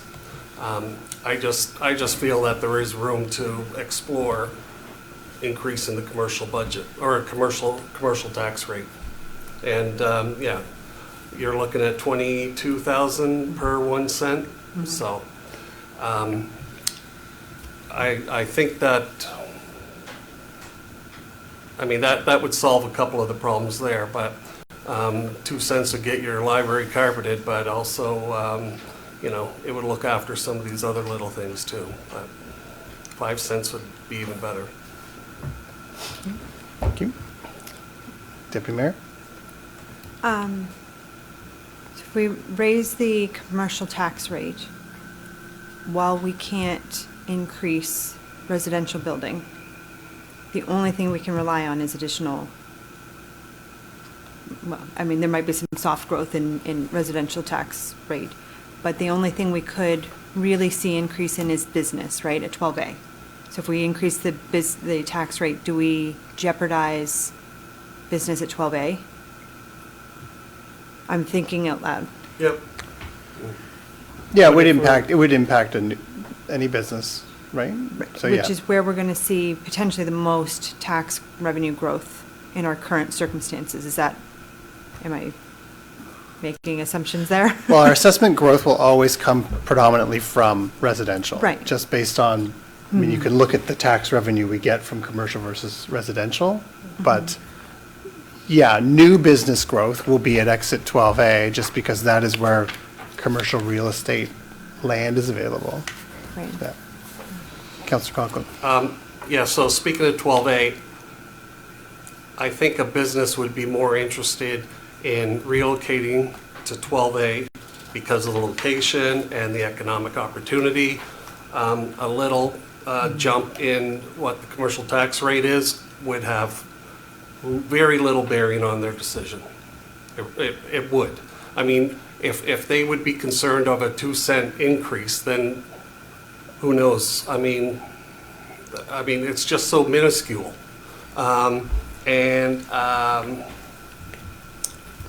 If that makes or breaks a deal, then perhaps that's not the type of tenant we'd want. I think Donna would maybe have a little bit more insight on, what would be one of the driving factors or some of the driving factors in a business deciding to move to 12A or not. And I'll be hard pressed to be convinced that it's tax rate.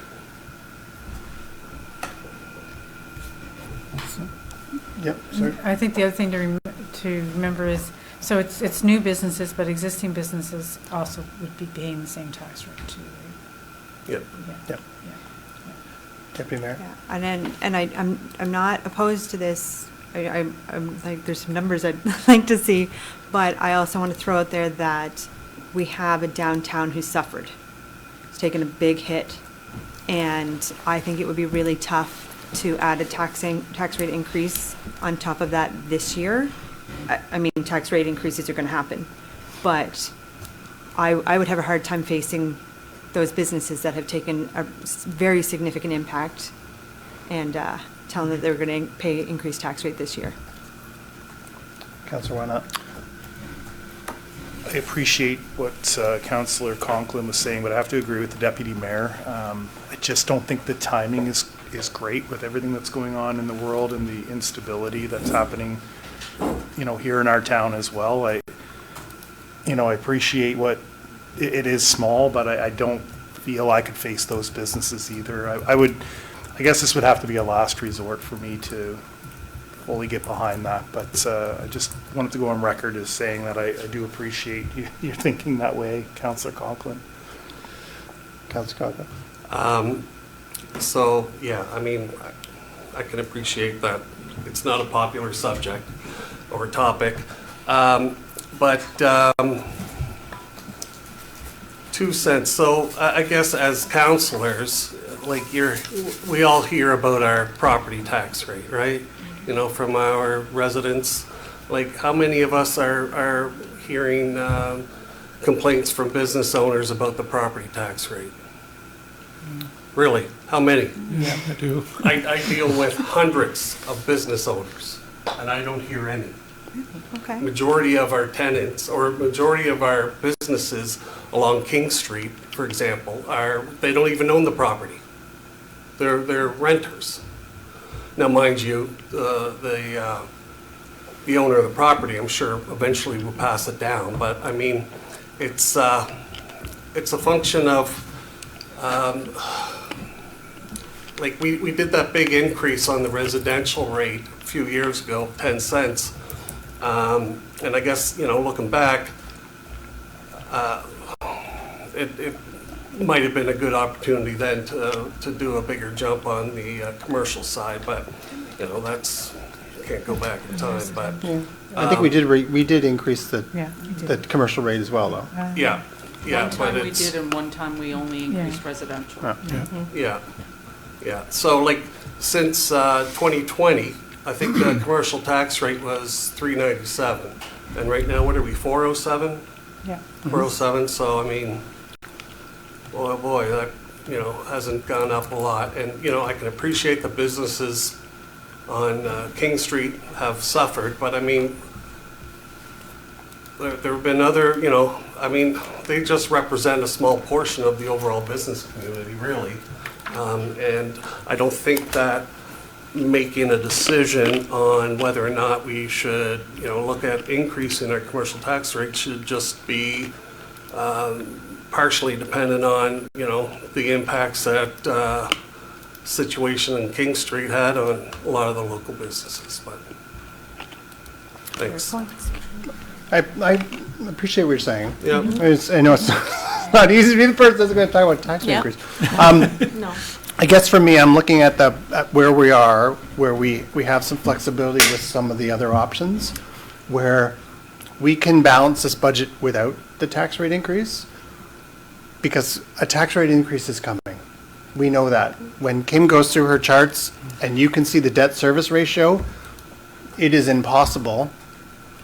Sorry, I don't think it's a surprise to anyone, that at some point in the next few years, there would be a tax rate increase. So it is coming, and it will be a commercial tax rate increase, and there'll be a residential tax rate increase. Yeah. There's no way to balance the budget when those $38 million of capital carry forwards finally. So for me, I don't disagree with anything you're saying, except I just kind of want to hold that back, recognizing the province just did some major cuts. The federal government is doing some cuts, which we don't know the impact of based on their budget timing, but they're coming. And I think we have the ability to wait one more year, but then everything you're saying does actually, then you're say it again next year kind of thing, do you know what I mean? Just because I do think we have some room. Again, if we did $100,000 deed transfer, $100,000 EPR, we just need to ask staff to find $20,000 for the savings across all our departments, which is a few things maybe from a few, and we can balance without that. But I say that to say I don't disagree with anything you're saying. Councillor Caldwell? Yeah, so for a tax increase, I'm not in favor. I think we have it within our means to make cuts to balance the budget, and that should be our first priority. And tax increase will come in the future, no doubt, but not this year. I think we can balance the budget otherwise, so we should do that. And I mean, as for the carpet, I just think it needs to be replaced this year or next. It's going to need to be replaced. We're ultimately responsible for it. We may not like it, but we're ultimately responsible for it. We're the landlord, and we should be responsible landlords and cover the cost when we need to cover the cost. Can we increase the rent? That we pay? Some circular financing. Deputy Mayor. I'm trying to remember the chart that we saw. Some of the positions that are in here are temporary. Because I'm a little bit concerned about taking from reserves to balance the budget, and then do we rely on that every year, which, you know, they run out at some point. But some of those positions are temporary, so we would not be looking to cover those again next year. Am I right? Yeah. So if we look at the, Like the record scanning Right. individual, Yeah. that's a one-time, not a permanent position. There was another one, wasn't there? yeah, there was. There's a few that are Yeah. term, right? So the events one is 2 years. 2 years. 2 years. The records one is a year. MPOW was 5. MPOW's 5. So we take from our reserves, we cover those positions, some of them give us the opportunity to make some revenue, and we don't have to cover them from reserves forever, right? Yeah, I wouldn't Yeah. want to set the new bar Yeah. of just drawing, Again, we've seen okay. that from other communities where they're Reliant on. funding, avoiding a tax rate increase by drawing down reserves, and then they have no reserves, and then, Are you going through the? Yeah, I'm just trying to find it here for you, the list we had. So yeah, regional inspections was temporary, 1 year. I think that was it. Wrong presentation. Which one's that? I'm gonna have a stopwatch so that when you say that the chair runs the meeting long, I'm gonna be like, 12 minutes of that was Tammy. That's not fair to Tammy. No, I'm trying to find it here, just that. I got like months of time to make up of Can't argue with teasing the that. CAO.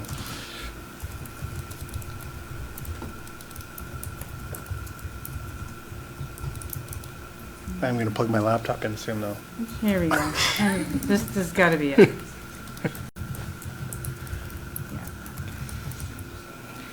We did operational pressures, yeah.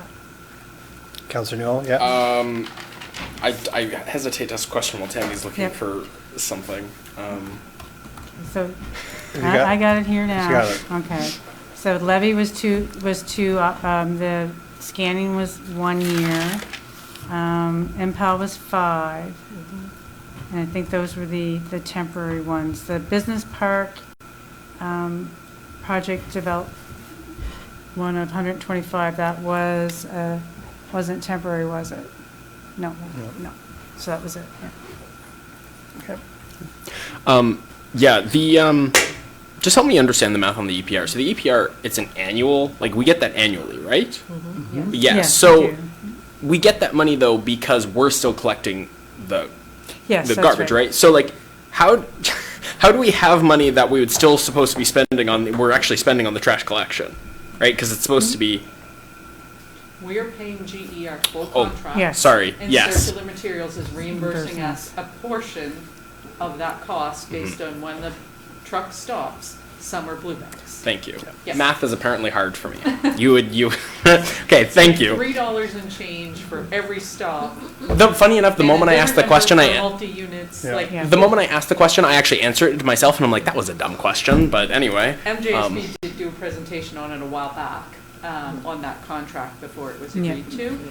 But it's two pieces, so we're paying GE the full contract because we've been in a contract with them that we signed maybe almost 2 years ago now, but it's effective for the next several years. But then also, when GE goes to the waste site, we don't pay the tipping fees for the blue bags. Now, there are some exceptions, there's still some blue bag stuff that's ours, but essentially then we are also not paying the tipping fee when the blue bags arrive over there. So there's two pieces to that. The piece that they're giving us money because we paid GE to pick up the blue bags, and then also they're not weighing the blue bags and billing us for that. Okay. So. Thank you. Which, the two of those things total about $354,000. Yep. Maybe we can talk a little bit as well about the business showcase writer. I suggested that we remove it for $5,000, so maybe we can talk about the exact value that's bringing versus removing it from the budget.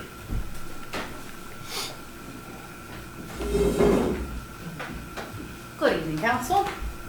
To your question regarding Business Showcase, we have been looking for an opportunity to be able to highlight and create articles to promote and acknowledge the types of businesses that are here in Bridgewater. I do a lot of things. I can be fairly wordy, but I'm not a professional writer. So the objective was to be able to use $5,000 to produce 5 stories about businesses and sectors to help us celebrate and showcase what's actually here in the effort to attract others while building that confidence and pride in the local area. Yes, we could ask local media to do it, but usually that comes with an advertising component. So this was for us to build out that component to showcase that and attract additional. So the 5,000 is a small portion of that, and unable to find another grant or a resource to be able to support us in undertaking that. Deputy Mayor? Where are those stories used? Like where, who or where would they go out to? Yeah, we would use those, issue them as part of teaser stories for Atlantic Business Magazine, within Ignite Atlantic. We'd also use it on our own website. We'd issue them to International Network of Michelin Cities, take them to LinkedIn, share with ACOA, perhaps use in conjunction with the youth program that was just identified here earlier to acknowledge that these things exist and find those channels to distribute them through that process. Councillor Conklin? I'm sorry, did you say 5 stories on 5 different businesses or 5 business stories?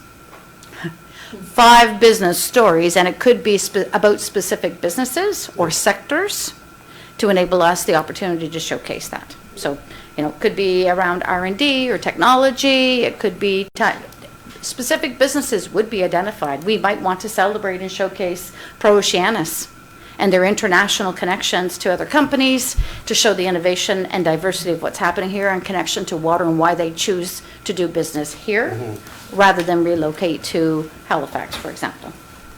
Okay, thanks. Yeah.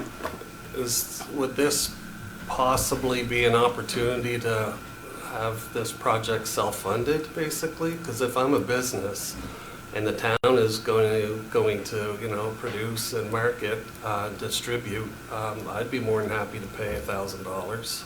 We could certainly look at that, but we still require the seed money to get things started in case we're not able to do that. Again, our intent to showcase initiatives to attract incremental is our purpose. Them being highlighted, and it could be a variety of them. Yeah. Could we look at it as a cooperative? I'm always out looking for opportunities to generate incremental revenue. In all actuality, that project may actually be more like 7,000, but trying to seed it with partnering businesses. But again, it gives us the opportunity to focus on sectors, create that storytelling component that we're not doing currently to help position ourselves to attract even more. Thanks. Yeah. As far as seed money goes, doesn't the town have a credit card? $5,000? You have to pay it back. Yeah. You have to pay the bill. It's not. No, you don't. We actually have to pay the credit card. Wow. It's not one of those fancy grant cards. Where do you work?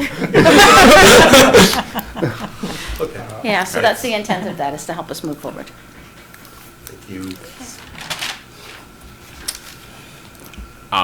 Is there anyone around this table with a, sorry, I should raise my hand first. Yes, please. Thank you. Okay, I'm sorry. I get excited. I mean, is there anyone around this table that's strongly opposed to removing that from the budget? I'd like to keep it in there just because I think these things do translate into economic activity on the other end. Deputy Mayor? We've not always been, well, we would have not been good at marketing ourselves. It's been kind of a missing component. And I asked Donna for this stat quickly because I couldn't remember it, but just to remind us that commercial tax generates 38% of our total tax revenue, but is only 7% of the properties in town. So building that tax base, I know I just harped on it for a minute there, but I really think that's a good focus. It's a strategic focus. Having those tools and like some of the contacts, some of the places that Donna was saying that could be sent out to, I think could have real impact. Councilor Conklin? Could this come from our marketing levy? It has to be used for tourism No, it has to related be used purposes. for- Yeah, yeah. So the legislation was clear on that, right? So you'd have to have a tourism slant to it as opposed to Oh, business. if you have a restaurant. Depends on what you're profiling. Yeah, okay. I like where you're going with that, Councilor Colwell. I think that that marketing money is, I think it's fine. I think it's a modest amount to pay for perhaps a nice game. I guess I see the value in it. But I was wondering, I know we've discussed this before, but I guess I don't know, I guess I forgot that the business park land sales marketing position is full-time permanent? Because what happens when we don't need to sell the land Well, then anymore? we'll reevaluate the position, the need for that position at that time, but we have a phase 1 and we have a phase 2. So if we, for instance, go through phase 1 and sell all that, and then you decide you want to not be in the development business, rather have someone else do that and you sell that, then you're right, we won't need the position for exit 12A, but we would evaluate it at that time. Because it could be a 5, 10-year, 20-year build-out, if not longer, right, for the entire phase 1 and 2. So it would be a longer-term position. If you were committed to both phases. Mhm. Yeah. Without, even just phase 1 could be 3 to 5 years, if not longer.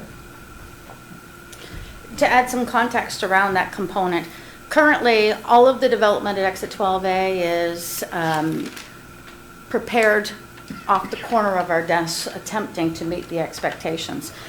Over the next 1 to 3 years, which is really the scope that we were looking at for this role, was to assist us in bringing these pieces, bringing the land components to market. We still have a swath of work to do to bring those properties to market, but then to also begin the negotiations. We're going to be moving through sales, discussions with you folks about how do we strategically move through the next evolution to fund. We are not done building. We have one road.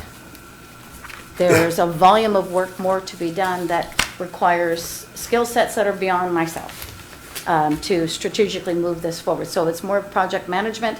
It ties in some of the marketing pieces to keep those elements moving forward. So we're about to break open and begin selling property within phase 1, but the balance is going to be required to manage it. For example, we will be bringing forward to you consideration to secure a broker for our 9.4 10-acre parcel of highway commercial.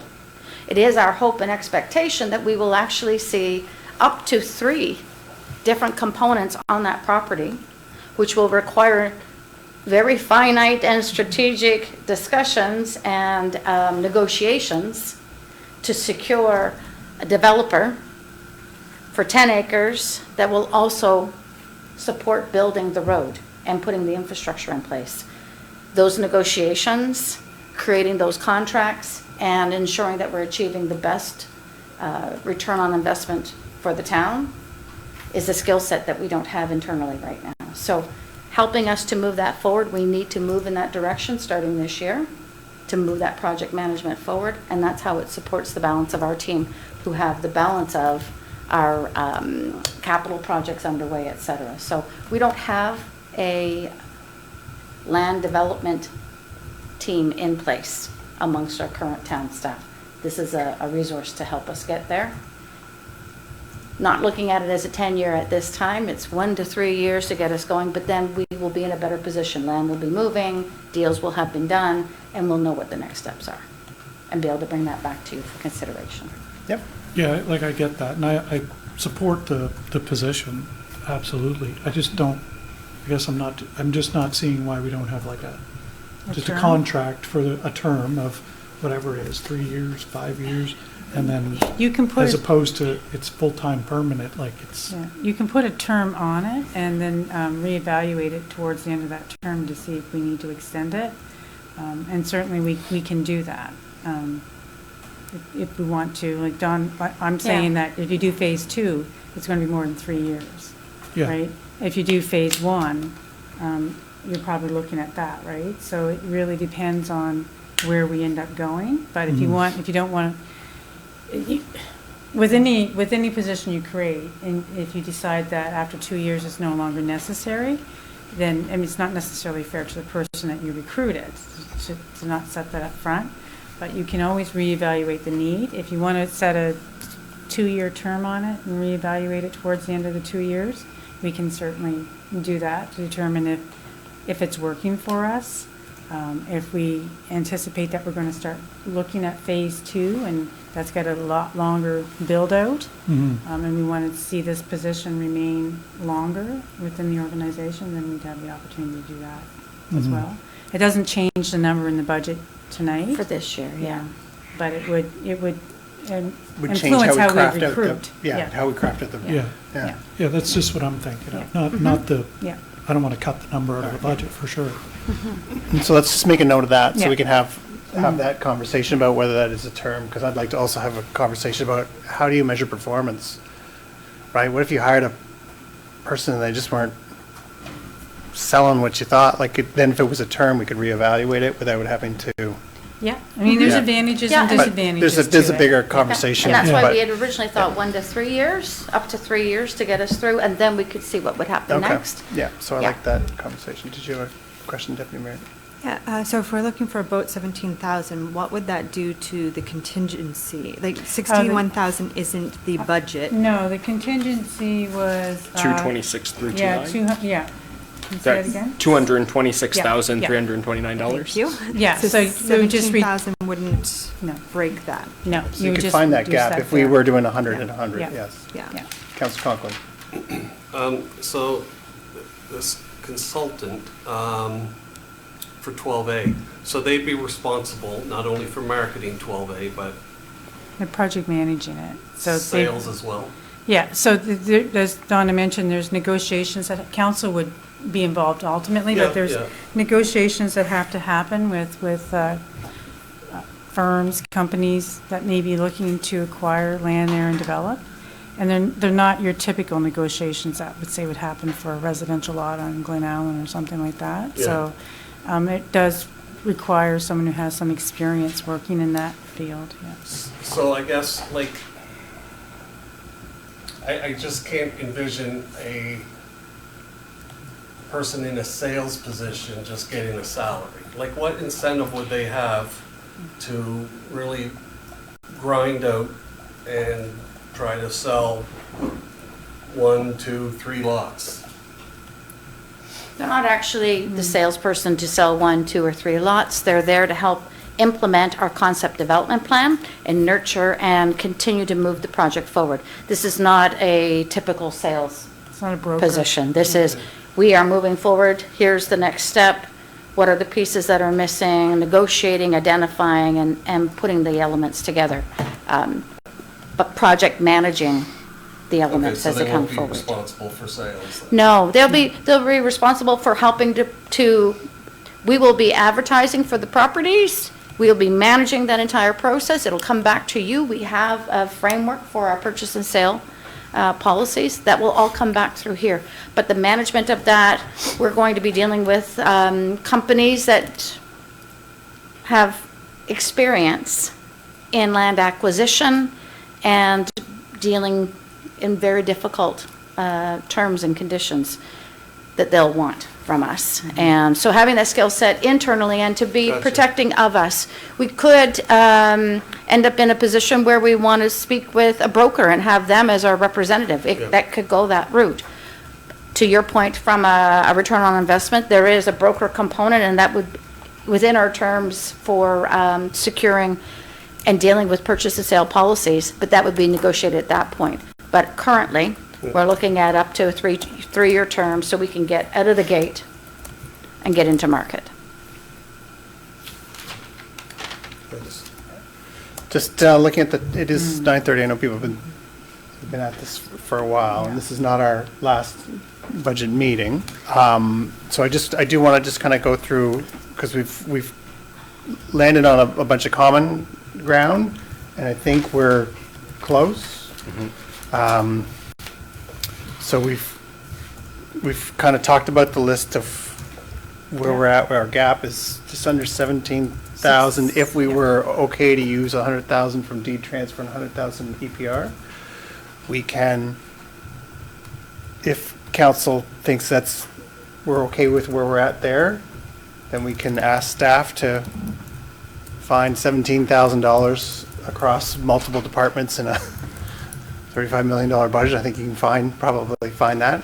I see nodding heads at the back. I think that Or contingency. sometimes or- when we present the additions, deletions, we neglect to show you all the things we already decreased or kept the same for the last number of years. So staff have discussed that. There's not a lot of room. Like, for example, finance decreased office supplies by $2,000 already. Like, we knew council was concerned about increasing the tax rate, so we did a lot of that early cutting on our own.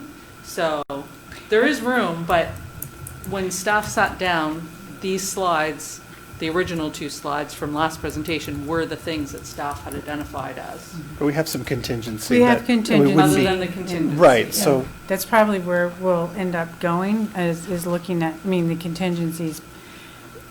Yeah, we can create an account that's called, we've done this in the past, just economic adjustment or whatever, and put minus 16,230 in it, and then everyone strives to look for ways to introduce savings into the budget as the year goes to hit that target.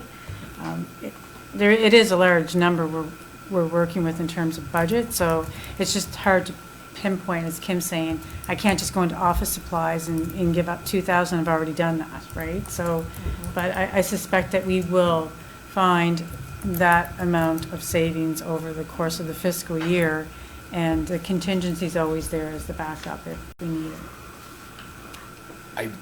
Councillor Noel.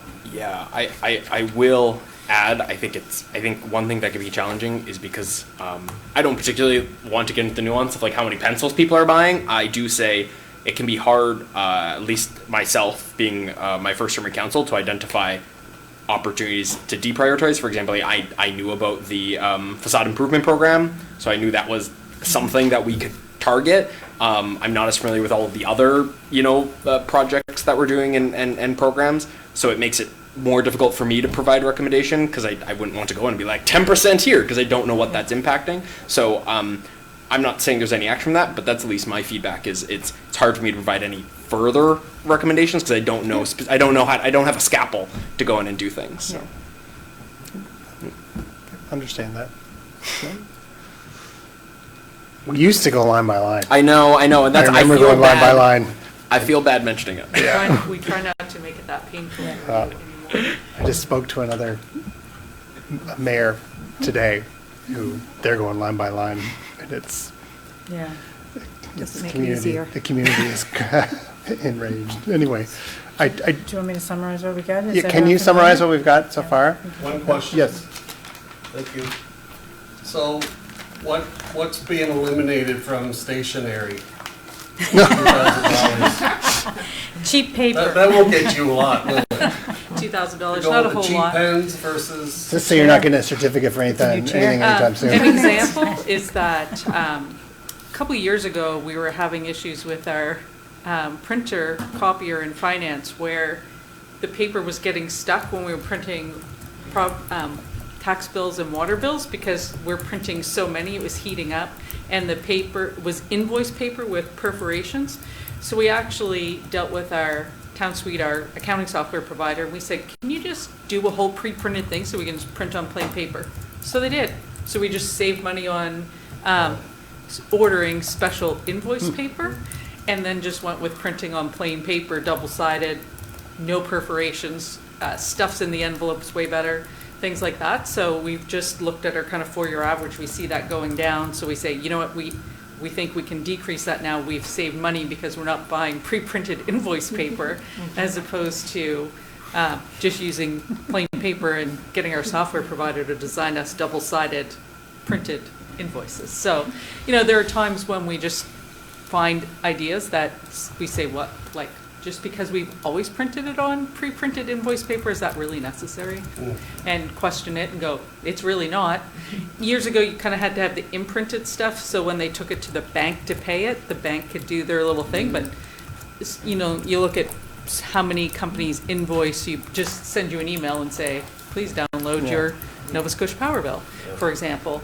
And so we just knew we no longer needed that. The bank was tearing it apart or whatever was happening for people to pay their bills in the past. All that kind of times change. So we make little changes and they save us little bits of money, essentially.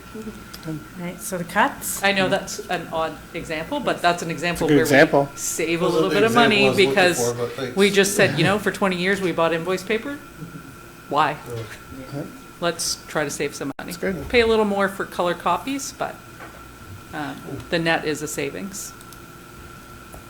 Okay, so the cuts are Pro Fund, 5,000, Food Bank, reduced by 3,000, Regional Growth Management cut in half to 32,500 savings, Accessibility eliminate, so 44,000 savings, Wayfinding, 15,000, don't do this year. Park signage cut by 10, so we'll do veterans and the Winburn. Summer staff, additional staff, 20,000 cut. Phone system, 30,000. Facade improvement program cut by 10, so that's 169,500. And then EPR, 100 of the revenue to go into general revenue. And D transfer tax increased by 100,000, and so there's 200,000 in revenue, so that totals 369,500, and leaves a gap of 16,230, which we will reduce our operations over the course of the fiscal year by that amount to offset that. How's that? So, again, we're not approving the budget tonight, so it's But we'll just. make those changes. But you Just- will only see it one more time, being April 13th. Yeah. Unless you wish to meet again next Monday, which would be the 5th Monday. Right. If you want to look at it again in more detail. Right, so that was where I was going next, which is, do you feel you have enough information now to go to April 13th for the final budget meeting, or do you need a special meeting on the 30th to get more information from staff and dive into it deeper? So, I'm good. Councillor Caldwell? I'm in a pretty good spot, except I will not be here on the 13th. I will be away out of the country. So you'll be in a better spot then. I'll be in Japan. Yeah, Oh, so, cool. so not teamsing in for that one. But you could, if you wanted to leave your comments, I would be more than happy to read your Okay, comments okay, about that. sure, Yep, Yeah, if that, Sure. Yeah, I just wanted to give you a heads up. yes, I appreciate that. Konnichiwa. Okay, so I'm not hearing anyone that needs a special meeting next week, so we have talked Bridgewater this week, we'll get, engage with the community, otherwise we will go to the 13th.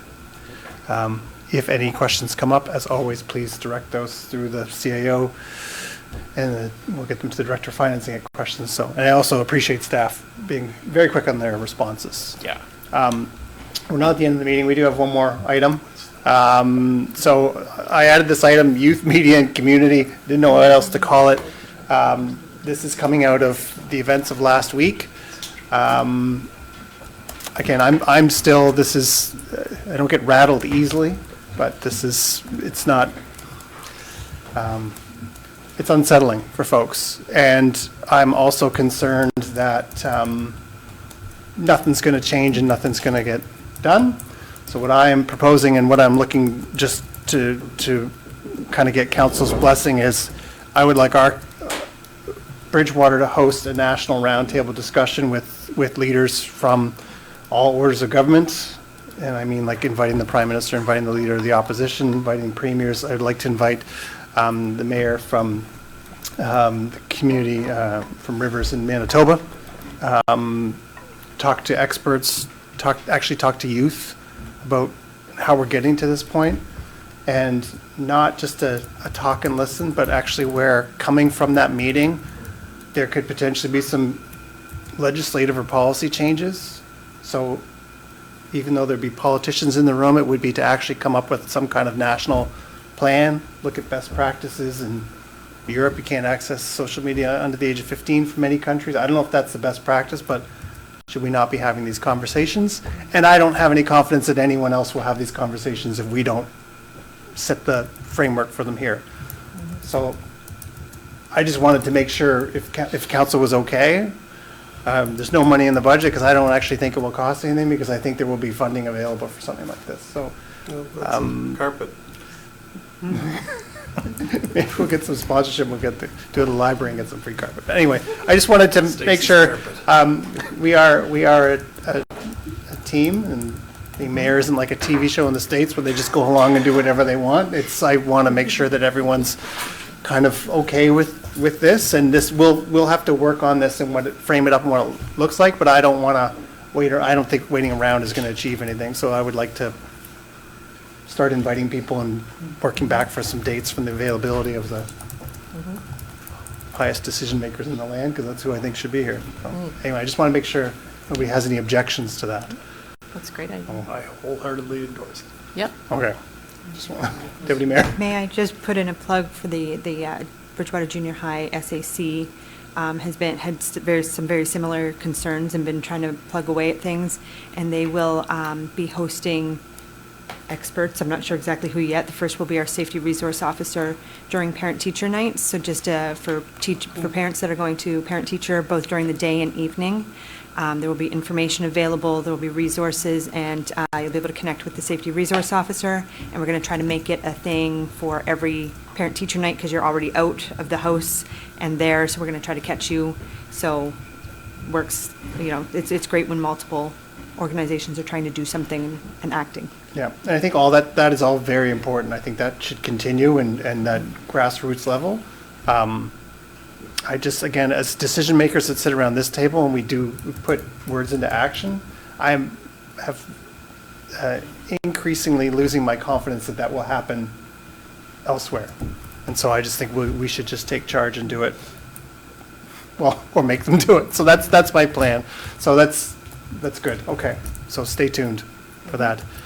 With that, there is nothing else. We will see you all at Talk Bridgewater Wednesday and Thursday. With that, can I have a motion to adjourn, please? Councillor Newell, seconded by Councillor Frazier. We are adjourned. Thank you.